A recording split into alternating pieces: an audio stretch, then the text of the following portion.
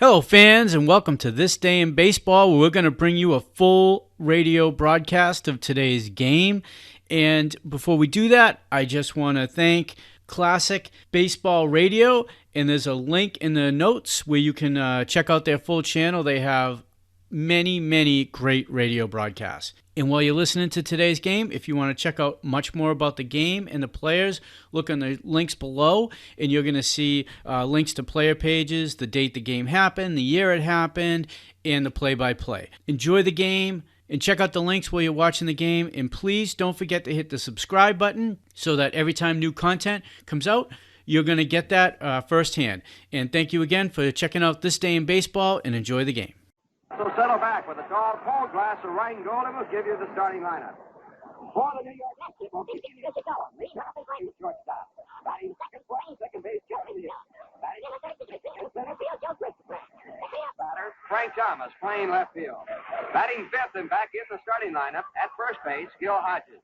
Batting sixth at third base, Cliff Cook. The seventh batter in the batting order will be the right fielder, Jim Hickman. Batting eighth and catching in the first game, Harry Cheaty. And the pitcher, the starting pitcher for the New York Mets, Roger Craig. For the Chicago Cubs, Lou Brock will lead off. He'll be playing in center field. Batting second, playing second base, Ken Hubbs. The third batter, Billy Williams. He is second in the National League batting race. He'll be playing in left field. Batting fourth and playing first base, George Altman. Batting in the fifth spot at third base, Ron Santo. Batting sixth, playing right field, Don Landrum. Batting seventh and doing the catching, Al Tappy. Batting in the eighth position, playing shortstop, Alex Grammas. And on the mound for the Chicago Cubs, batting ninth, Dick Ellsworth. Ernie Banks is not in the starting lineup today, and George Altman, who normally plays right field, will be at first base. Well, this is the final day of this sojourn here in Chicago. The Mets have won 2 of 3 so far against the Cubs, and it will be a doubleheader game here scheduled for today. After today's game, the Mets will move on to Houston. They'll be playing a night game on Monday night, a night game Tuesday night, a night game Wednesday night, and Thursday night. Then they'll return to the Polo Grounds and play their opening series against the Chicago Cubs on June 15th. There go the Chicago Cubs out of the field. You know, popularity like Rheingold, well, it just doesn't happen. It's a result of millions of people agree that Rheingold has what they want in a beer. A refreshing difference that they can recognize right off. And 2 little words tell you what the difference is. The 2 words, extra dry. Yes, extra dry tells you Rheingold is beer as beer should taste. Crisp and bright and clean, clear through. That's Rheingold beer for you. And it is the beer for you. Rheingold is a better beer because it's a dry beer. It's a wonderful beer for those wonderful days we all like to enjoy. Even the flavor has a sparkle to it. You'll find that out with your very first glass of Rheingold Extra Dry. So why not do it right now? Join the millions who say, my beer is Rheingold the dry beer. Yes, sir. Think of Rheingold whenever you buy beer. Buy some today, tonight, or tomorrow, or the very first chance you get. Discover the difference that dry makes. Ask for Rheingold Extra Dry beer. Well, the umpires in today's game, it's Doug Crawford, Shag Crawford, behind the plate. At first base, Ed Vargo. At second base, Doug Harvey. And at third base, Al Barley. Dick Ellsworth, the starting pitcher, has completed his warm-up tosses. We're all set to go. And once again, it's a great pleasure to bring to the microphone to give you the play-by-play description, Lindsey Nelson. Thanks very much, Ralph Canner. Right-hand batter, Elio Chacon, with a batting average of 275, steps into the batter's box to face left-hander Dick Ellsworth. Ellsworth with a record of 4 victories and 7 losses thus far this season. This is the first game of scheduled doubleheader here at Wrigley Field in Chicago. As Ellsworth is into the windup and the pitch to Chacon. It's swung on and has a fly ball to right. Moving in underneath is Don Landrum. He's waiting, pounds the glove, and he hauls it in for the out. Elio Chacon, the Mets leadoff man, hopping on the first ball pitch with a towering fly ball into right. There is 1 away, and Charlie Neal is coming up. Charlie Neal, a right-hand batter, hitting 277. Neal has 4 home runs to his credit this season. Defensively around the infield, the Chicago Cubs have George Altman at first base, Kenny Huff at second, Alex Grammas at short, and Ron Santo at third. Billy Williams in left field, Lou Brock in center, Don Landrum in right. Here's the pitch to Neal. It's right down the pike for a called strike 1. Shag Crawford is the umpire behind the plate. Ed Vargo is at first, Doug Harvey is at second, and Al Barlick, the senior umpire in this quartet, is at third base. And Pitch is inside and low to Charlie Neal. It's 1-1. The grounds crew here at Wrigley Field worked most of the morning in getting this infield area in playable condition. They burned it off with gallons of gasoline. Here's a curveball, wallop deep to left field. It is sending Williams back. It is going, and it is gone for a home run for Charlie Neal. Charlie Neal lofting the ball over the ivy-covered wall. And for Charlie Neal, that is home run number 5 this season. And the New York Mets are out in front. He hit the curveball over the left field wall. The Mets lead 1-0, and Christopher is coming up.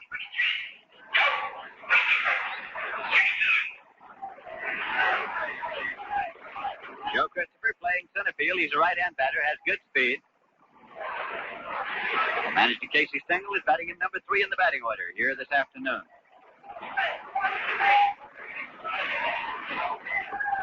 Ellsworth is set to work and places the fastball in there for a called strike 1. Ellsworth is making his second start of the season against the Mets in New York on May 16th. He started but did not figure in the decision. Pitch is outside for ball. The Mets won it 6-5 in 11 innings. Ellsworth that day pitched 8 innings. He gave up 8 hits, 5 runs. He walked 1. He struck out 2. Count of 1 ball and 1 strike to Joe Christopher at the plate. Stands in there close to the plate, deep in the batter's box. Swing and a miss. It's 1-2. Last time Ellsworth started was on May 6th. He went all the way and defeated the Giants for the first time in his career, 4-3. Ellsworth's 4 victories this season have come against 4 different clubs: the Colt 45, the Cardinals, the Phillies, and the Giants. He's set to work for the 1-2 pitch to Christopher. Swung on it. It's a ground ball going through the hole in the left field for a base hit. Billy Williams charging as the ball slows down on the wet turf in left field. Fires it back in the second, turning and holding it first is Joe Christopher with a ground single in left field. Second hit of the day for the New York Mets. Off Dick Ellsworth, and it brings up the cleanup batter, Frank Thomas. Thomas with a season batting average of .310, including 13 home runs.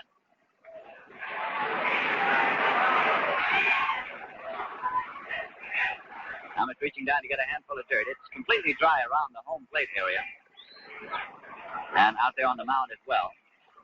Up the first baseline and down the third baseline. It's a little damp. They were out there with the rakes and the shovels and the gasoline burning off the infield most of the morning.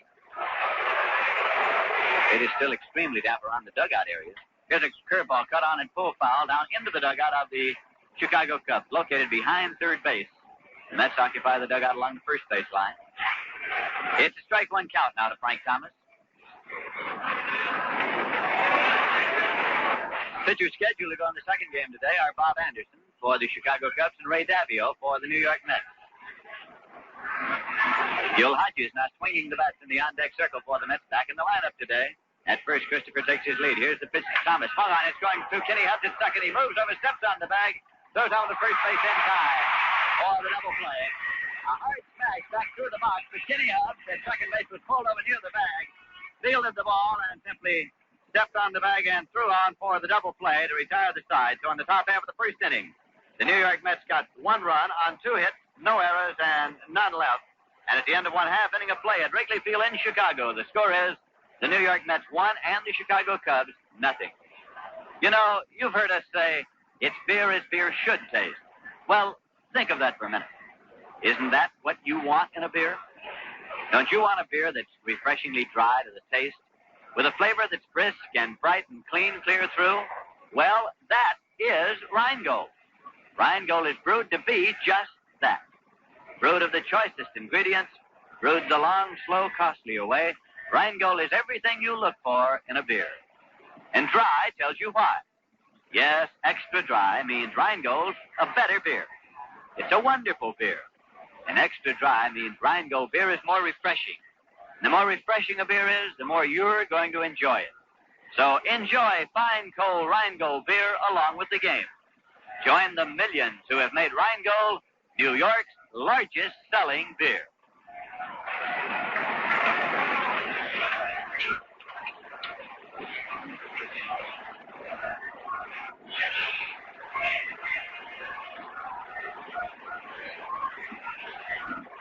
We're going now to the bottom half of the first inning, and the Chicago Cubs are going to send up Lou Brock, Kenny Hubbs, and Billy Williams. And on the mound for the New York Mets, Roger Craig, making his 12th start of the season and his 16th appearance against Chicago. Craig's lifetime record is 6 victories and 3 losses. This season, he is 1-0. He's won 1 and lost none. He appeared for 3 innings in relief on May the 5th, gave up no runs and only 1 hit.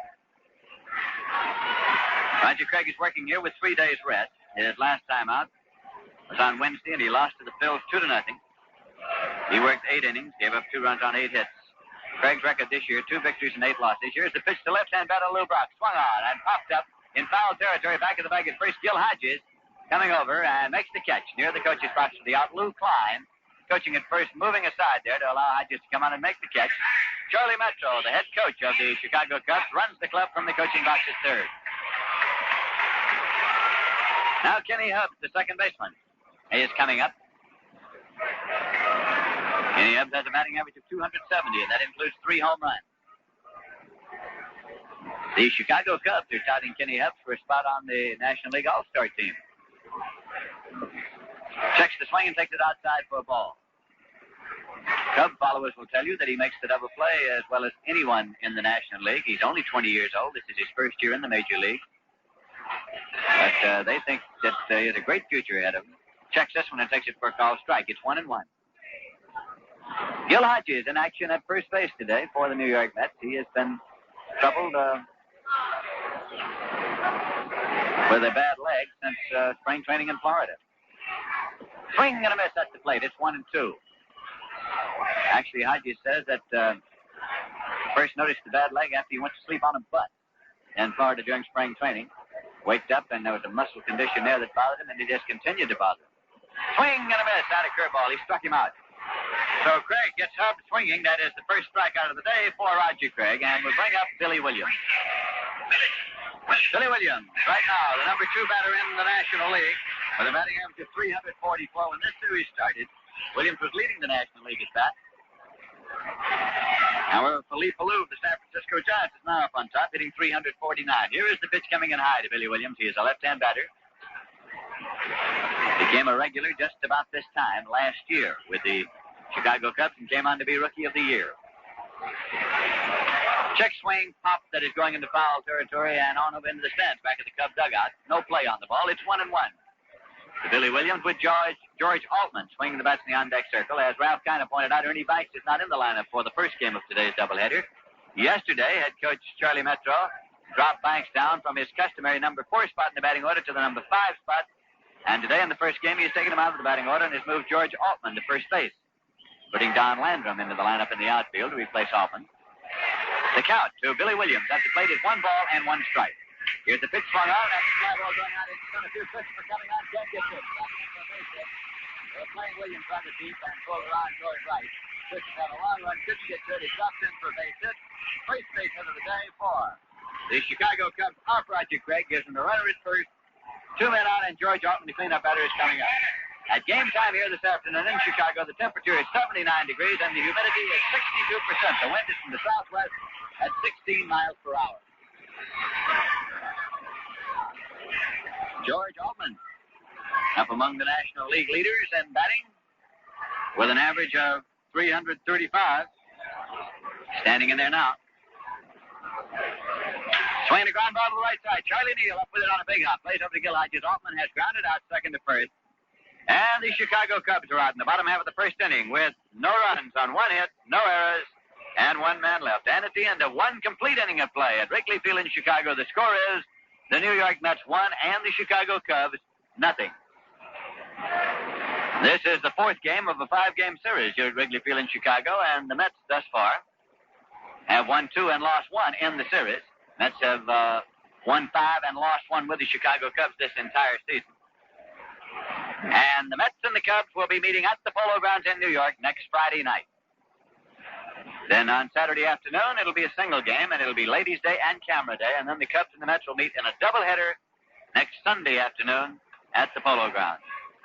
In the National League today, the Los Angeles Dodgers are in Houston to take on the Colt 45s in a doubleheader. The Pittsburgh Pirates are in Milwaukee to take on the Braves in a doubleheader. It's going to be Friend against Pichet in the first game.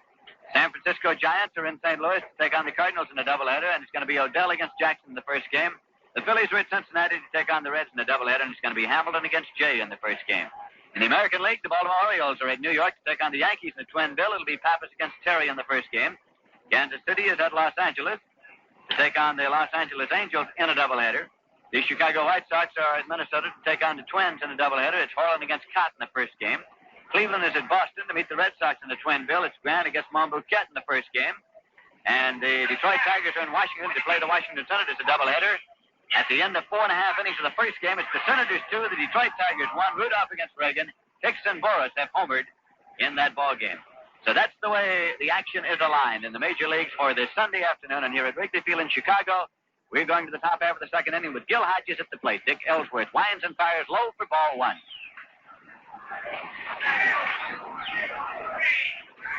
Hodges, of course, the right-hand batter.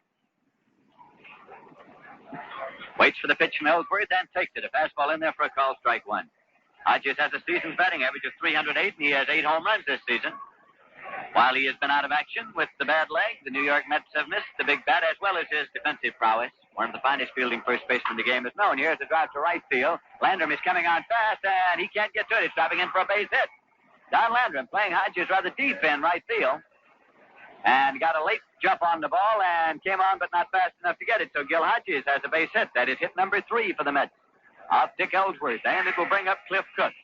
Cliff Cook here yesterday had his second home run of the season, a tremendous wallop out over the 368-foot sign, on back over the bleachers and over the wire fence at the back of the bleachers out into the street. Right-hand batter, Cliff Cook. He is up here now with nobody out. And Gil Hodges, the runner at first. Altman holding against the runner. The pitch to the plate, swung on. It's a fly ball to right. Landrum moving over this time. Gets underneath, pounds the glove, and Don Landrum makes the catch. Fires it in. Hodges halfway on the fly ball to right field. Returns the bag at first.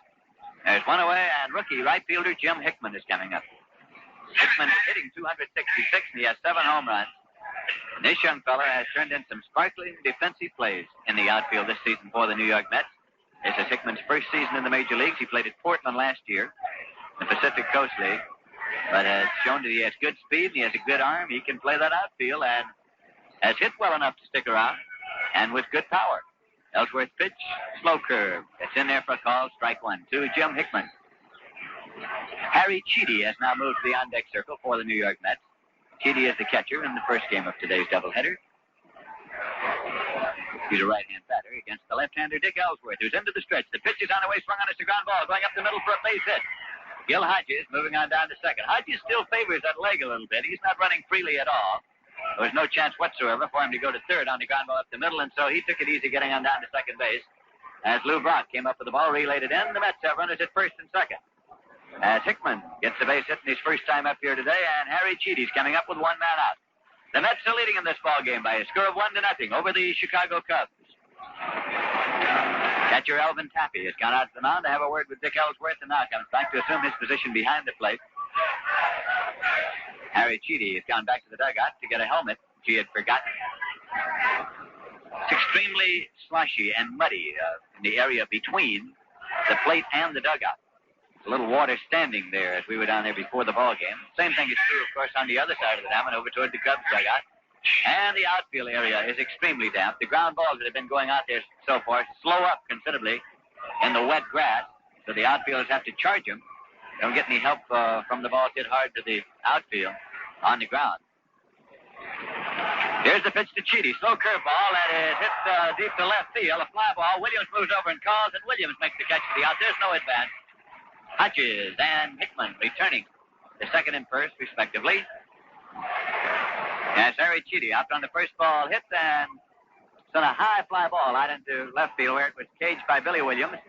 And that will bring up pitcher Roger Craig, veteran right-hander of the New York Mets. Until this season, performed exclusively in the major leagues with the Dodgers, the Brooklyn Dodgers, where he came up in 1955, and the Los Angeles Dodgers. Roger Craig, originally from Durham, North Carolina. Vicky Lavagetto is coaching at first base for the New York Mets, and Sally Hemus around at third. That is the usual alignment of coaches. Red Ruffing, the pitching coach, standing down in the bullpen area with his hands on his hips, and Red Crest on the coaching staff is in the dugout there with manager Casey Stengel. There's a pitch to Roger Craig. It goes low for a ball. Breaking ball.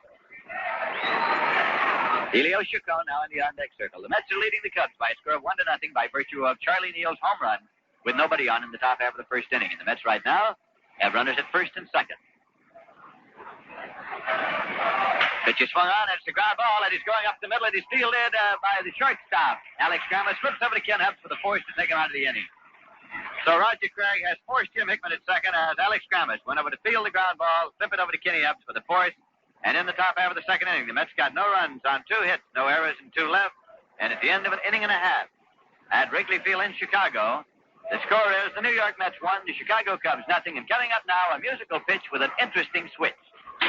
This is Tito Rodriguez for Rheingold Extra Dry. Rheingold, el brindis perfecto para todos, familia y amigos. De sabor sin igual, la cerveza ideal. Tome Rheingold bien fría y vera. In Spanish, it's magnifica. In English, it's great. In any language, it's Rheingold Extra Dry. Rheingold is brewed longer and slower for flavor that's clean, clear through. It's beer as beer should taste. Dry tells you why. My beer is Rheingold, that dry beer. Think of Rheingold whenever you buy beer. Not bitter, not sweet. The dry flavor sweet. Want to try extra dry Rheingold beer?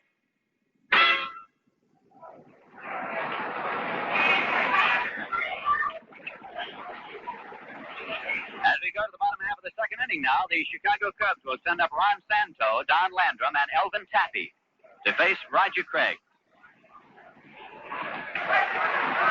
The home attendance of the New York Mets thus far has considerably exceeded the home attendance of the Chicago Cubs, one of the old established franchises of the National League. The Cubs, this season, in 28 days, they've gone 177,454 in 28 home days. 177,000. The Mets have exceeded that considerably in fewer dates. 20 dates, the Mets have drawn 353,181. All right, here is Ron Santo at the plate for the first time today. He's a right-hand batter, holds that bat high, and the pitch misses inside for ball one. Roger Craig, earning the first game of today's doubleheader for the New York Mets.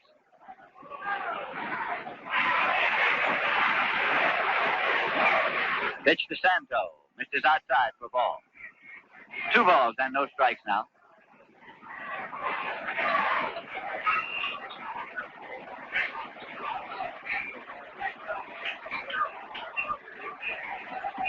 And a called strike. It's 2-1 now to Ron Santo. Sun shining here at Wrigley Field at the moment. Clouds overhead, scattered clouds overhead. That pitch is low for a ball. 3 balls and 1 strike now to Ron Santo, leading off for the Cubs in the bottom half of the second inning, with the Mets leading by a score of 1-0.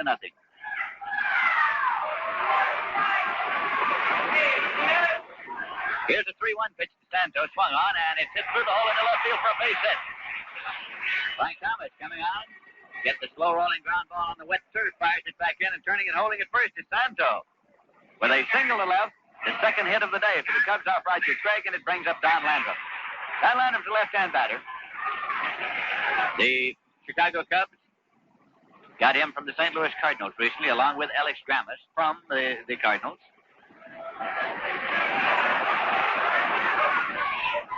Roger Craig waiting for a moment now as Don Landrum getting straightened out there, getting the cloth cap into his hip pocket. Cap that he had to take off when he put on the helmet at the plate. And now Landrum is standing and waiting for the first pitch. As Craig is into the stretch, and the pitch to Landrum is low for a ball. Year before last, or rather last season it was, the St. Louis Cardinals opened with Landrum in center field. He was their opening day center fielder. Of course, later on, Kurt Flood became the center fielder and had a fine season, but Landrum was a man they started with at the start of last season. That pitch is inside for a ball. 2-0. The manager of that Cardinal team, of course, was Solly Hemus, who is now on the coaching staff of the New York Mets. Time has been called here, and Gil Hodges has gone over to the mound to have a word with Roger Craig. They spent many years together with the Dodgers. Hodges and Craig. Now Landrum calls time and asks for the rosin bag to be brought over from the on-deck circle.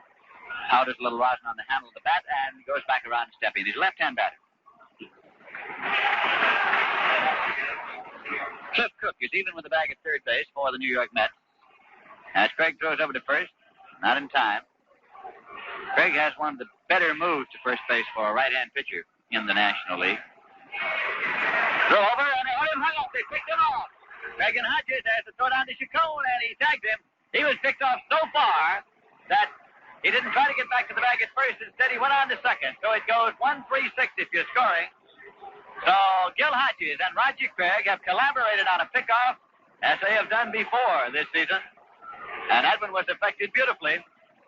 Picking off Ron Santo from Craig to Hodges and Chacon. Count to Landrum at the plate, 2 balls and no strikes. And here's the pitch in there for a called strike. It's 2-1. Nobody on base and 1 man out for the Cubs in the bottom half of the second inning.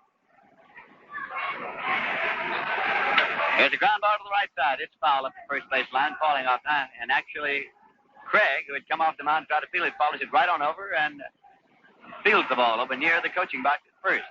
Lou Klein is coming over also, but Craig got to the ball before Klein did.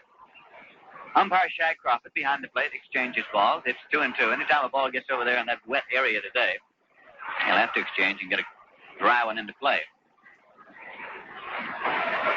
Landrum is hitting an even .300 for the season with the Cardinals and the Cubs. There's a ground ball fielded deep by Gil Hodges. It's a fair ball, and he plays over to Craig, covering in time. Well, the former Dodgers down there collaborating in great style. Hodges fielded that one deep behind the bag. The fair sign was given by Ed Vargo, the first base umpire, and coming over to cover was Roger Craig. Took the underhand toss in time. 2 away, nobody on, and Elvin Taffy's coming up. El Taffy, who started this season as head coach of the Chicago Cubs, now is listed as a player coach and is on the active player roster. And has been hitting at an amazing clip. He's hitting .320, much better than he ever hit at any other time during his playing career. He said it's because the pressure is off, that he doesn't have the pressure that he did when he was simply a player. Pitches outside for a ball. He says now he doesn't worry too much. He just goes up there and swings because he thinks that he is primarily on the active player list for the purpose of helping the younger pitchers. Due to behind the plate, as a result, he's hitting .320. Swings and fouls it off. It's 1-1. Taffy started the season as the head coach. The Cubs were 4-16 under him, and he relinquished the reins to Lou Klein, and Klein in turn has given way to Charlie Metro. Pitches high and tight for a ball. It's 2-1.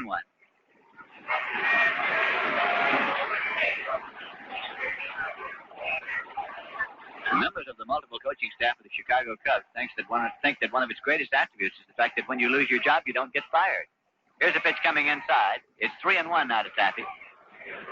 Lou Klein, the former head coach who has the same duties and responsibilities and privileges as the manager, was replaced by Metro, but he is still right here on the club and is coaching on that first base. 2 and out, nobody on, a count of 3 balls and 1 strike to El Taffy as Roger Craig comes through with the pitch, and it's inside ball before he walked him. That's the first walk given up by Craig. He took a kick at the turf. That one just missing inside, and that brings up Alex Grammett, the shortstop. Grammett has a season's batting average of .087. Initially came to the National League with the St. Louis Cardinals. Signed for $100,000. He was traded over Cincinnati, and then he came back to the Cardinals, and now he's come on to the Cubs. It's in there for a called strike.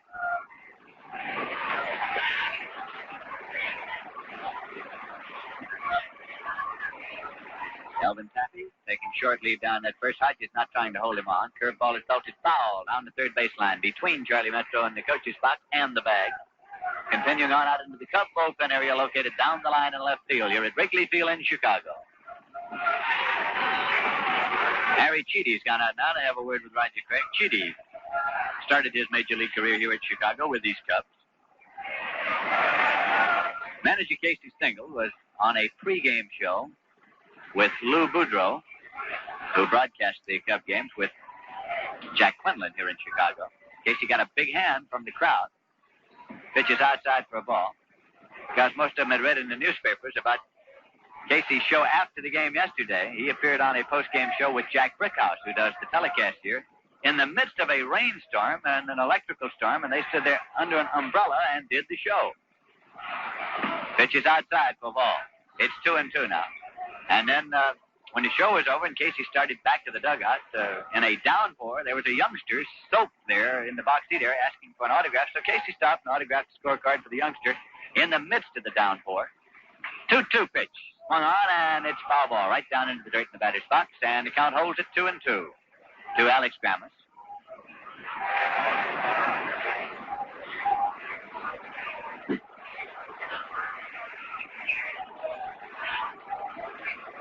Two men out, and Alvin Tappy is the base runner at first base for the Cubs.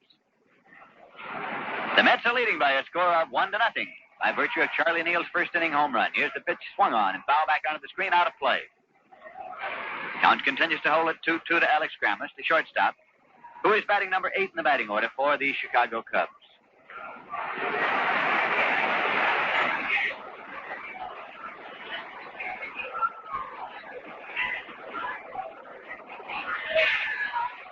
Again, Craig is set to work. Pitch is swung on, foul back onto the screen again, so the count continues to hold at 2-2. Dick Ellsworth, the pitcher, has come out to the on-deck circle. He's standing there holding a bat in the on-deck circle.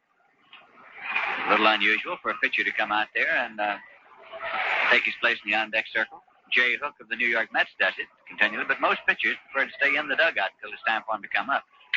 Here is the ground ball that's going past Elio Chacon out into left field for a base hit. Frank Thomas up with it, relays it back in. Chacon tried to get way over to hold the backhand, but couldn't get to it. It was labeled base hit from the time it left the bat. So Grammas has hit the 2-2 pitch into left, and holding at second, Alvin Tappy. The Cubs have runners at first and second, 2 men out, and pitcher Dick Ellsworth is coming up. That was base hit number 3 for the Cubs off Roger Craig.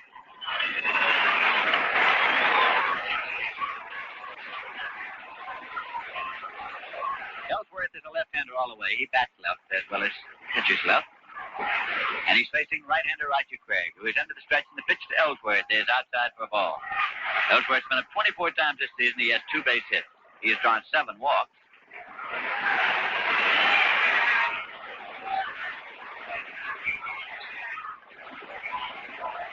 Craig is looking in to catch a Harry Cheedy. He has a sign, runners leading at first and second, and the pitch. Swung on. It's a high-hopping ground ball to Chacon at short. He plays over to Charlie. No, he's going to first base, but it's in time for the out. Started to go to Charlie Neal for the force, and then whipped it on over to first base to Gil Hodges in time. Wanted to be sure to get the one that he could get, so the Chicago Cubs are out in the bottom half of the second inning with no runs on 2 hits, no errors, and 2 left. And at the end of 2 complete innings of play at Wrigley Field in Chicago, the score is the New York Mets 1, the Chicago Cubs 0. If you'd like to purchase tickets for any future Met home games, there are a number of convenient ticket locations where that can be done. There's the ticket office open 7 days a week. On the street level, the 8th Avenue side of the Polo Grounds in New York. There is a ticket office in Grand Central Station at the foot of the Vanderbilt Avenue ramp. There's a ticket office in Pennsylvania Station in the Long Island waiting room. You can make ticket reservations at any Howard Close store in the greater New York area, or you can order your tickets by mail, addressing your request to Ticket Manager, Polo Grounds, New York, 39 New York. Box seats are $3.50 each. Reserved seats are $2.50 each, enclosed 25 cents additionally for postage and handling. And right now, in order to allow our stations to identify themselves, we pause now for station identification. This is WGY Schenectady, where you can hear all the games of the New York Mets. For baseball, for the best in music, for comprehensive, reliable news reporting, stay tuned to WGY. This is Lindsey Nelson with Ralph Kiner and Bob Murphy at Wrigley Field in Chicago. Dick Ellsworth, the last batter, has just come out of the dugout and gone out to the mound to start his warm-up toss. It's taking a little extra time since he was the last batter and was retired on an infield out. And Elio Chacon will be up to lead off for the New York Mets here in the top half of the 3rd inning. The Mets tomorrow morning will fly down to Houston and take on the Houston Colt 45s. We'll be on the air at 9:55 p.m. New York time tomorrow night to bring you the New York Mets and the Houston Colt 45s. Right here as we go to the top half of the 3rd inning, the New York Mets are leading in the ballgame by a score of 1-0 Helio Chacon standing just outside the batter's box, ready to step in, and ready to step in here is Ralph Kiner. Thank you, Lindsay. Well, we're off to another good baseball game here in Chicago. All three of the ball games certainly full of very good ball plays. Helio Chacon leading off here for the New York Mets. Mets lead it at this point 1-0, top of the third.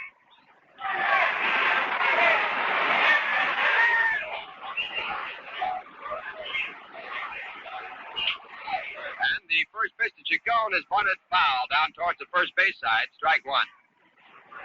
Dick Ellsworth on the mound for the Chicago Cubs. Big, tall, left-handed pitcher. He has given up 1 run, allowed 4 hits so far in the game. No strikeouts, no walks. He has good control. And he's a very, very good fielding pitcher. Helio Chacon, right-handed batter. And the 1-strike pitch. Curveball, it's down low, ball 1. 1 ball, 1 strike.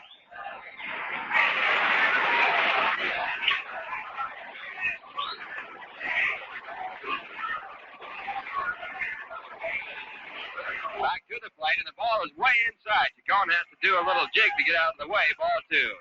Pitch going on back through to the screen. 2 balls and 1 strike.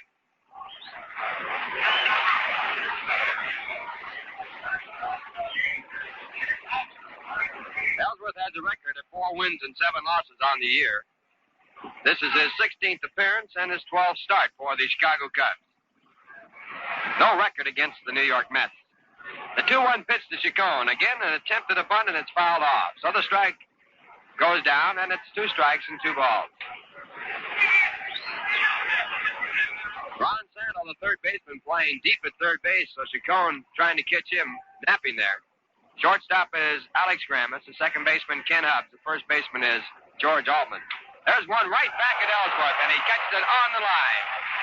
That ball is well hit, and Ellsworth took it with his glove down just below the waist. 1 out, going out on a vicious line drive right back to the box. And the batter now, Charlie Neal. And Charlie has scored the only run of the ball game. That came on his home run, his 5th of the year.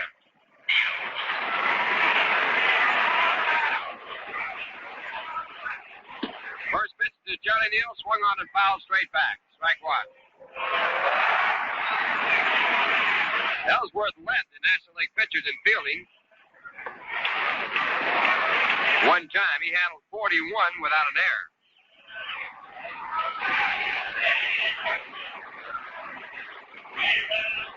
One strike pitch to Charlie Neal, down low, ball 1. Ellsworth is not known as a blazing fastball pitcher. He has good control, mixes up his pitches well.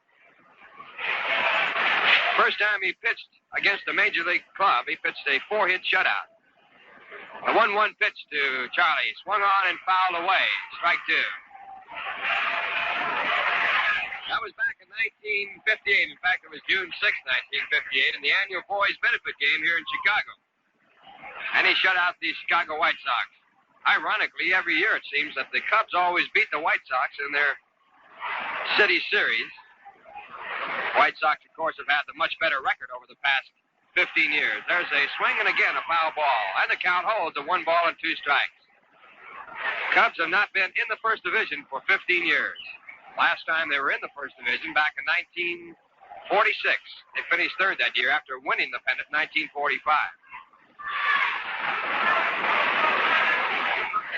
Again, the 1-2 pitch to Charlie Neal, and once again fouled away. The on-deck batter, Joe Christopher.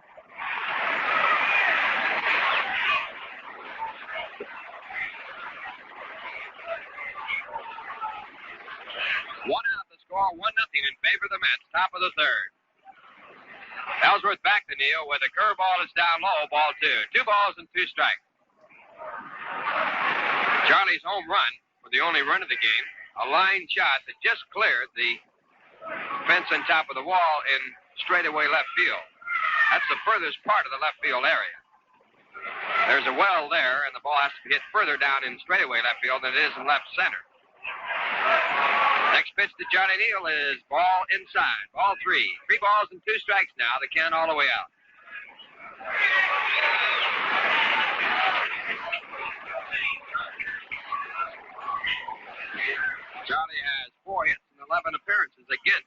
Chicago Cubs in this series. A let-up hit to left field.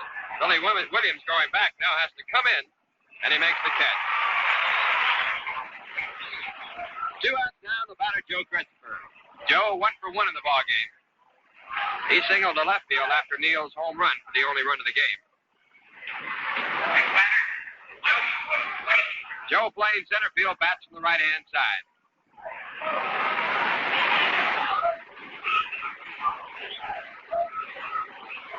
And the first pitch by the left-hander, a slow curveball. It's down low, ball 1. Al Tappy, the catcher for the Chicago Cubs.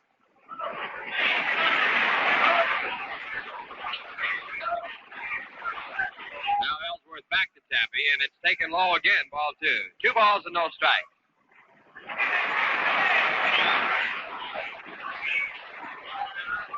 Christopher batting 203. Playing in center field, manager Casey Stengel, placing him in center field after he started out in right. Let up, swung on and missed, strike 1. Casey figuring that Joe did not go exceptionally well to his left in right field. And in the Polo Grounds, this is a big part of playing right field. Swung on and missed, strike 1. Casey figuring that Joe did not go exceptionally well to his left in right field. And in the Polo Grounds, this is a big part of playing right field, due to the fact they play so far over towards left center. Pitch back to the plate is low, ball 3. 3 balls and 1 strike.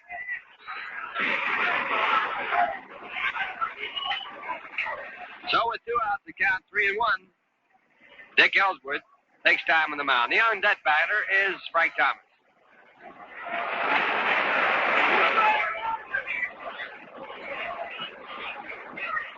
Now the windup and the 3-1 pitch.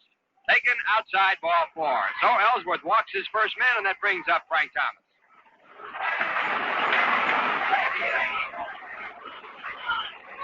Frank hit into a double play his first time up. 0 for 1. He's batting .309.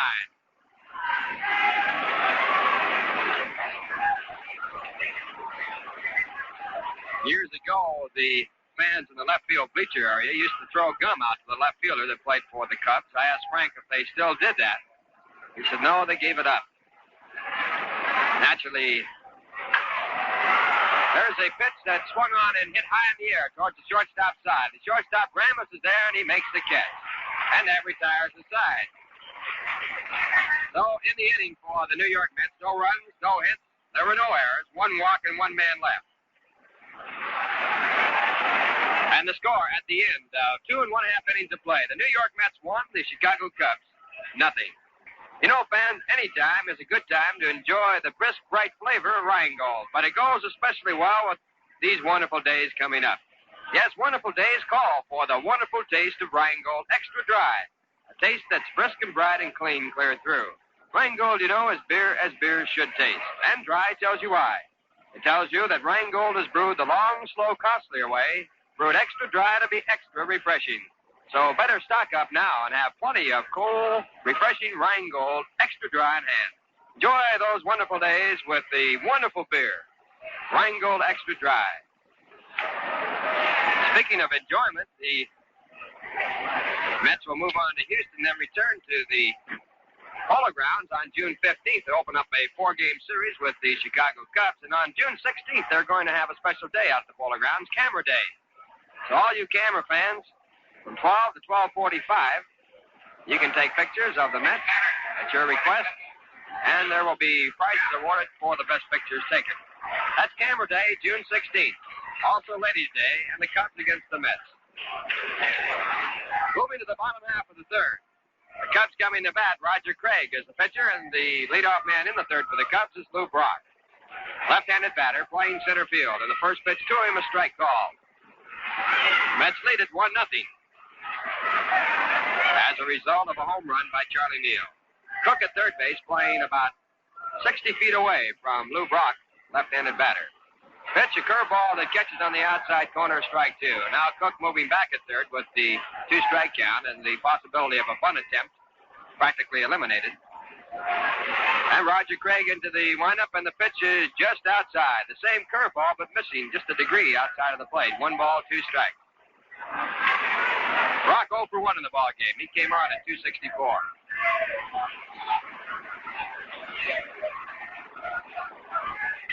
Next pitch to Brock, hit deep to left field. Thomas, a slow start. Now back in the wall. He is there, and he can't hold it. Off his glove, the ball dropping to the ground. Brock going for 3. The throw there, the slide, and not in time. And he flies by the bag and reaches back just in time to beat the tag.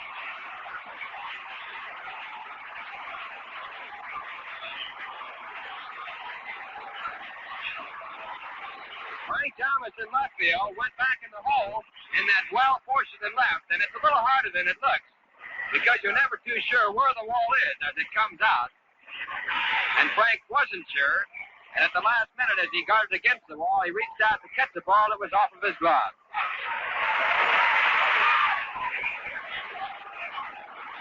It scored a 3-base hit. And now a runner at third base. He represents the tie run. The batter is Ken Huff.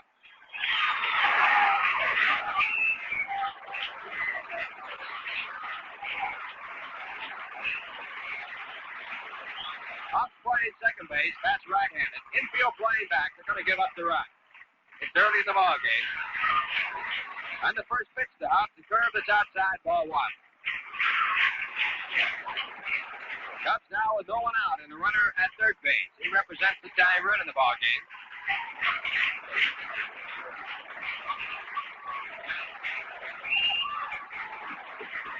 Roger Craig into the windup. And the 1-0 pitch to Hobbs. Hit to center field. This will score a run. He might go for extra bases.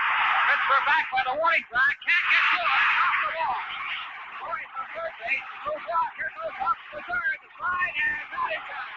Trying to play the ball getting away.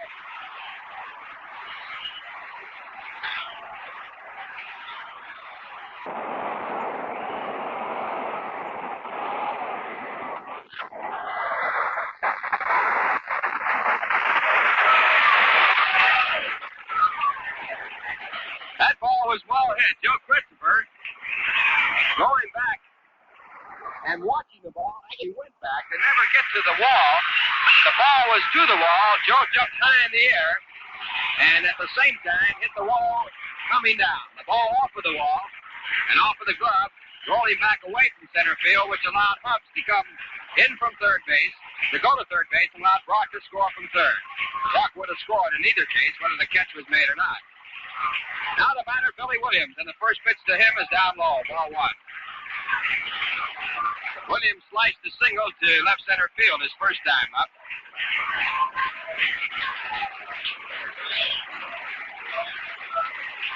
Came in the ball game at 3:44. Pitch back to the plate, a curve that's outside, ball 2. At the start of today's action in the National League, Williams was the second top batter in the National League.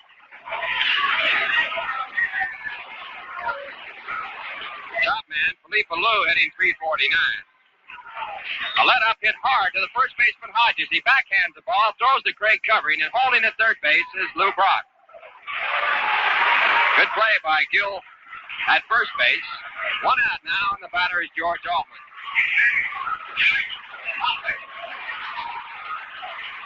George has had quite a series against the Mets here in Wrigley Field. At the start of the ball game, he had 8 hits and 11 times up. In one case, he was 5 for 6. Out in this ball game, the second base, so he had 8 hits and 12 times up. He started the ball game hitting .335. Left-handed batter. Infield back at short and second, halfway, now back at first. In at third base. First pitch to Allman, popped up in the air. Cook is under the ball, shading his eyes from the sun. Now moving to his left, and he makes the catch. So Roger Craig with a runner at third base, and he represents the go-ahead run. Picking up 2 outs, and the runner's still there. And now the batter, Ron Santo.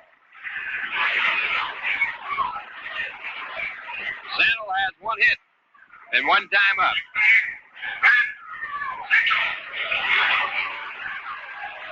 Playing third base, batting right-handed. 1-1 ball game.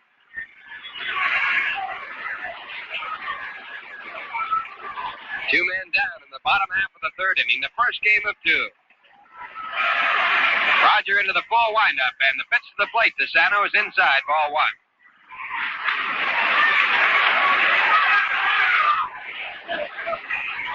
Infield shifted over towards left. Playing Sano to pull. Outfield to save. Thomas, Christopher, and Hickman in the outfield for the Mets. The 1-0 pitch to Sano. A curveball that's low and outside. Ball two. 2 balls and no strikes. The on-deck batter, a left-handed batter, Don Landrum. Roger Craig pitching carefully to Sano. He has good power.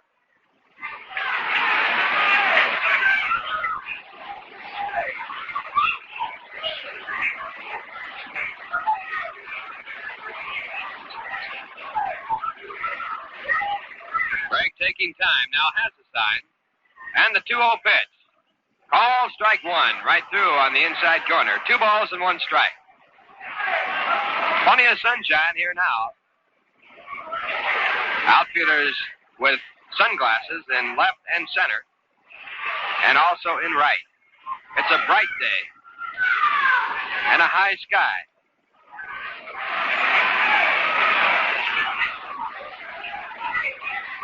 Now Roger to Ron Sano. And the pitch is swung on and fouled away. Sano tried to check his swing and couldn't get the bat out of the way, and the ball slid off his bat. Back to home plate in foul territory. Count now 2 balls and 2 strikes with 2 outs.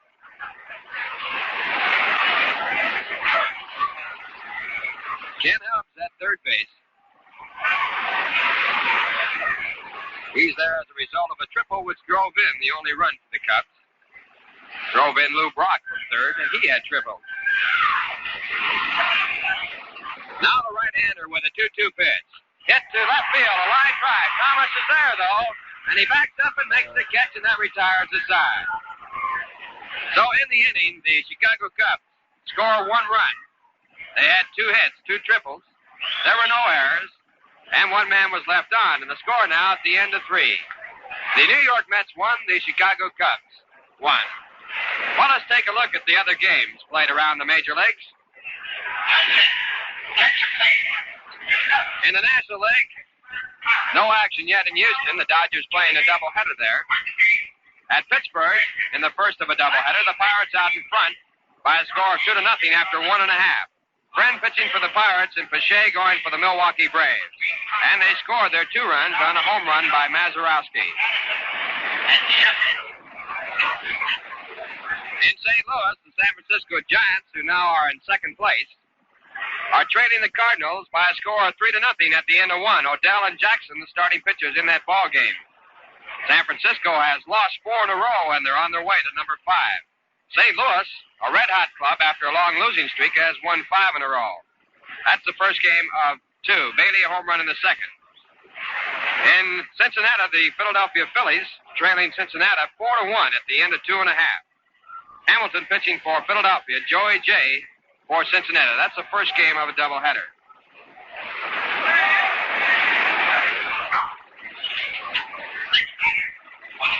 Well, that brings you up to date on the National League.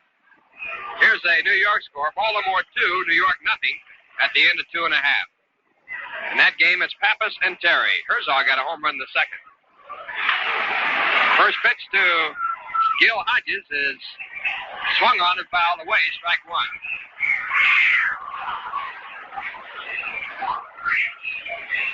Snyder also hit a home run that game for the Orioles, so they scored both of their runs on home runs off of Ralph Terry. The 1-strike pitch to Gill is down low, ball 1.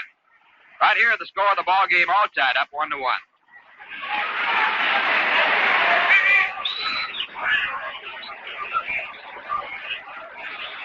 Gil Hodges leading off for the Mets in the top of the 4th inning.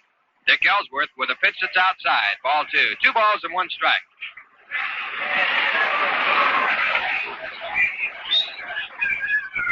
Gill dumped the single into right center field, his first time up. So he is 1 for 1. Came into the ball game with a 3.08 average. Ellsworth back with a fastball in the outside corner. Strike 2. It will be Gil Hodges, Cliff Cook, and Jim Hickman for the Mets here against Dick Ellsworth in the top of the 4th inning.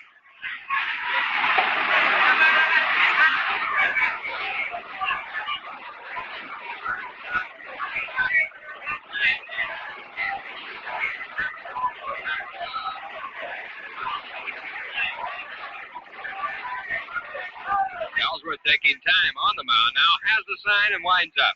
And the 2-2 pitch, a curveball, swung on, hit the shallow left field. Going back is the shortstop, Gramus, and he makes the catch. Good play by Alex Gramus. Going into left field, he went about 60 feet in the left field to pull that one down. So Hodges is out for the first out. You know, my beer is Rheingold, the dry beer. How about you?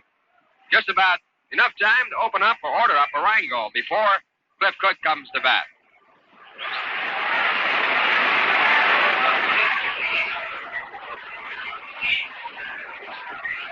First pitch to Cliff is swung on, hit down to the shortstop, Gramus. He takes the bat hop, makes a good play on it, and throws the man out. Cook on that play broke his bat. So now 2 men are out, and the batter is Jim Hickman. Hickman has singled in one time up here today. Came into the ballgame hitting .266.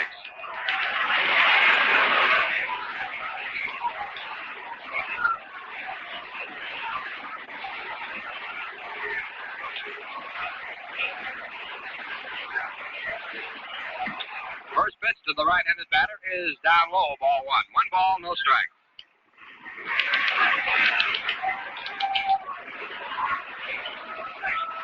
Now Ellsworth back to Hickman, and this one's hit hard to right center field. Going back there, he can't get to it. It's off of the wall. Is Don Random. The throw coming into second base is not in time, and Hickman has the stand-up double, his second base hit in the game.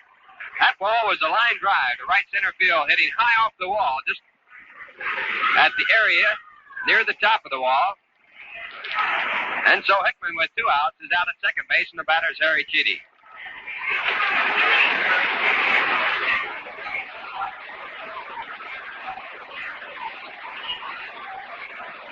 Hit number 5 off Dick Ellsworth. It's a 1-1 ball game as Chidi gets in the batter's box. Harry flied out to left field his first time up, batting .235.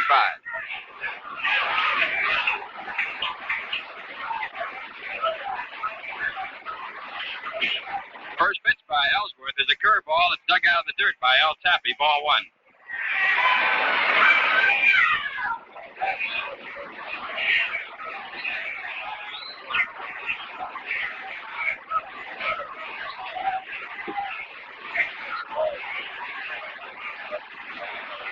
Now Ellsworth with the 1-0 pitch, a fastball swung on a miss. Strike 1. 1 strike, 1 ball.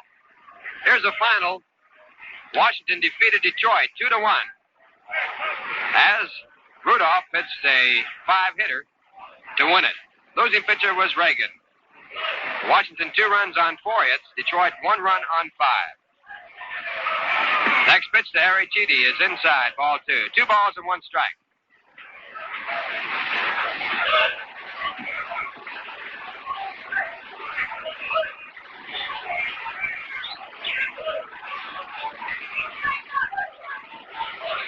Jim Hickman at second base with a short lead.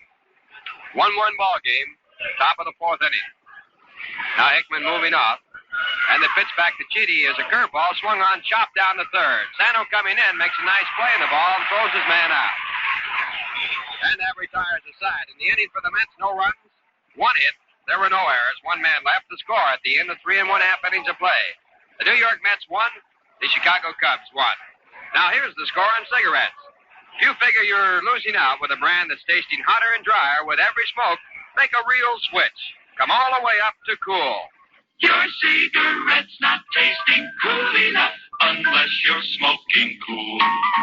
You're not smoking cool enough till you come up to Cool. Cool's menthol magic brightens taste, refreshing all day through. Feel extra coolness in your throat as Cool comes through for you. Your cigarette's not tasting cool enough unless you're smoking cool. You're not smoking cool enough till you come up to Cool. Yes, fans, Cool's menthol magic will score every time. You'll feel extra coolness in your throat all through the game. Get Cool Filter Kings or Cool without filter. And while we wait here, let's pause for station identification. Time 2:58. This is WABC AM and FM, New York's first station. This is WGY Schenectady. along with Lindsey Nelson and Bob Murphy from Wrigley Field in Chicago, with the ball game all tied up at 1-1 and the Cubs coming to bat. It's the bottom half of the fourth inning, and Don Landrum will lead off for Chicago. Landrum, a left-handed batter, playing in right field. And the first pitch to Landrum is a strike call. Roger Craig in the mound for the Mets. He has gone through 3 now, allowed 1 run, given up 5 hits. Cubs have their 1 run on 5 also. Pitch back to Landrum, lined into center field. Christopher coming on, can't get to it. Takes it on the first hop, and Landrum has a base hit. Throw coming in to Elio Chacon, Landrum holding there. So now the Cubs, a runner at first base with no one out, and the batter's El Tappy.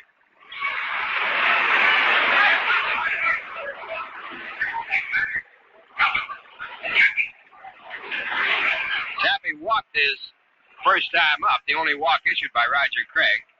He is not known as a good hitter, although he has a good average. The bouncing ball hit over the pitcher's mound. Chacon in, flips to Neal at second base for the force out. No throw to first. That ball was a slowly hit bouncing ball. Elio Chacon had to take the ball in front of the bag. He flipped the ball as he caught it one-handed in his glove to second base, right out of the glove. He did not throw it with his right hand. Neal made the force play there with no throw to first. So exchanging at first base, Tappy from Landrum, 1 out, and the batter is Alex Ramis, the shortstop.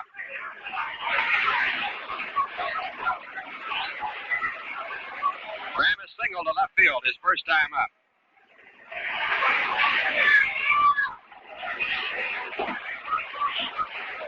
Right-handed batter, and the first pitch to him is low and inside, ball run. Gil Hodges not holding Tappy on at first. Tappy is not fast. Gil taking advantage of the lack of speed by getting more room at first to field. Ramis with not much power being played straight away and shallow. Next pitch back to the plate, a called strike. 1 ball, 1 strike. Alex Ramis and Don Landrum came to the Chicago Cubs in exchange for B.G. Smith, who started the season with the Mets, and Darrell Robertson, who was an infielder for Chicago. Ramis swings and fouls the next pitch into the stands for strike 2. Cubs looking for a shortstop, and they've been looking for one for quite some time. They have a good hitting ball club with good power, but their defense is lacking. So they are hoping that Ramis can fill the spot at short with good defensive play.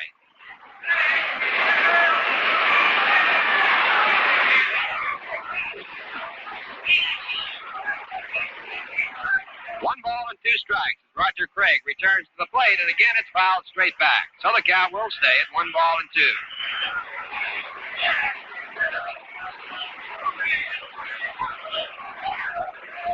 Joe Christopher now being moved over to straightaway center field. He was shaded towards left. Thomas playing a deep left field. Christopher a shallow center field. Hickman a shallow right field. Craig back to the plate, and again, a fastball fouled away. So 3 in a row, and the count holds at 1 ball and 2 strikes. 1-1 ball game, 1 out, bottom half of the 4th inning.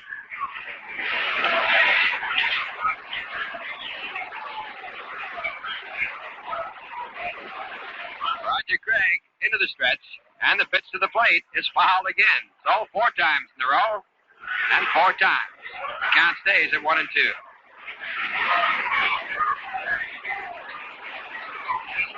Good crowd in the ballpark here today.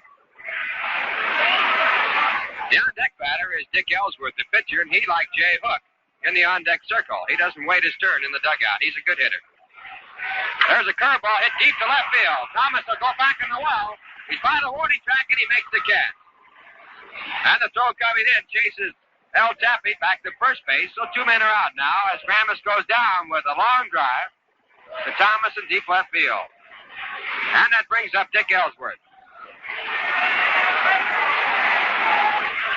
Dick 0 for 1, a left-handed batter. He grounded out to short his first time up.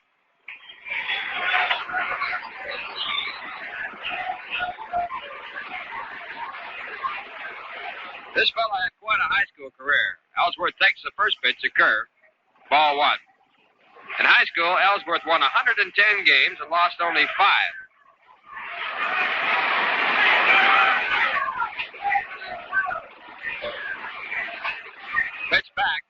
fouled away. 1 ball, 1 strike.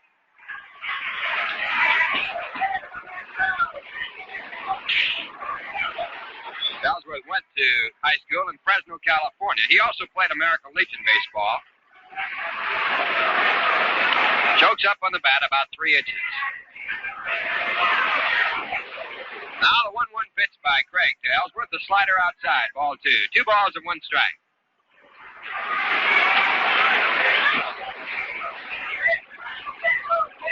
Ellsworth had some arm trouble last year. He won 10 and lost 11 for the Cubs, so. 2-1 pitch to him, fouled straight back. So the count now, 2 balls and 2 strikes, 2 outs, a 1-1 game. Cubs finished 7th last year.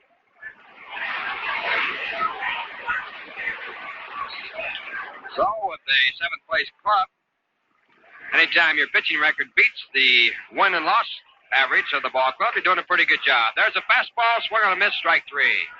So Roger Craig picks up his 2nd strikeout to retire the side.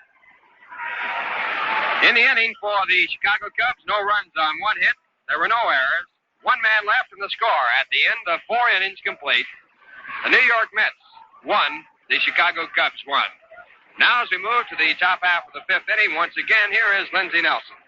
Right, Ralph Kiner, and tomorrow night we'll be in Houston, Texas to broadcast a game between the New York Mets and the Houston Colt 45s. We'll be on the air at 9:55 p.m. New York time. All 4 of the games, all night games, will be broadcast, of course, from Houston as we bring you all Met games, and the Tuesday night game will be carried on television as well.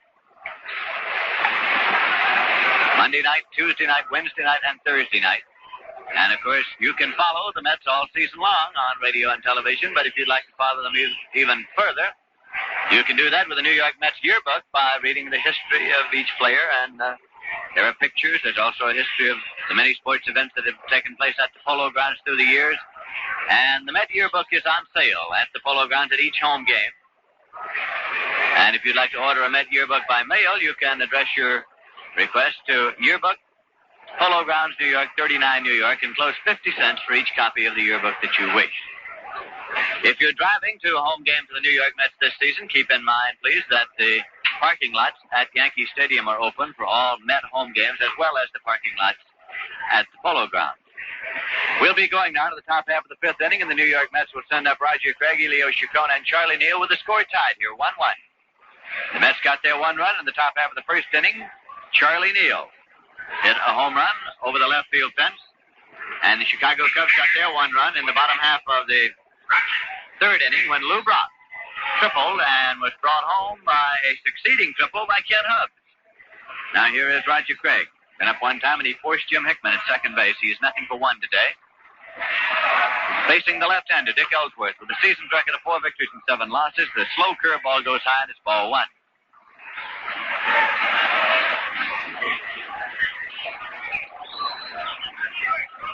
"31-year-old Roger Craig at the plate. Takes inside for ball 2. It's 2-0. Sun is shining here at Wrigley Field in Chicago. But there are areas of the park that are still considerably damp from the rains of last night and this morning.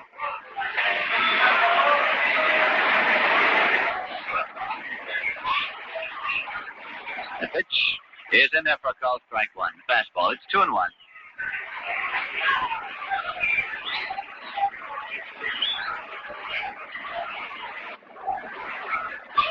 Roger Craig is still looking for his first base hit of the season. They're swinging a ground ball to shortstop.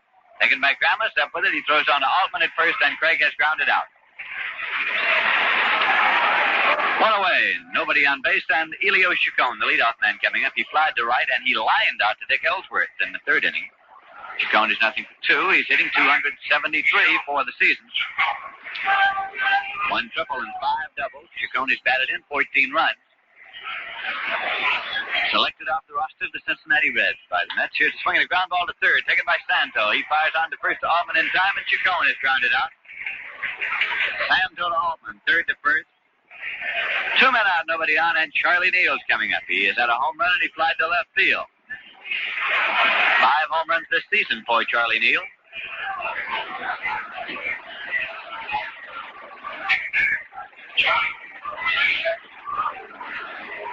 In center field, Lou Brock shades around toward left now.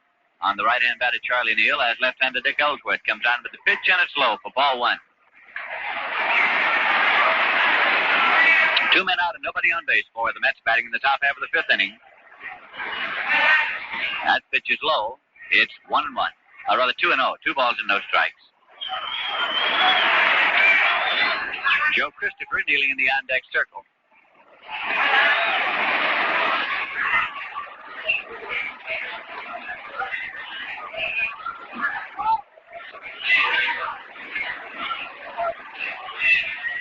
There's a swing and a foul ball out to the right side into the stands and out of play.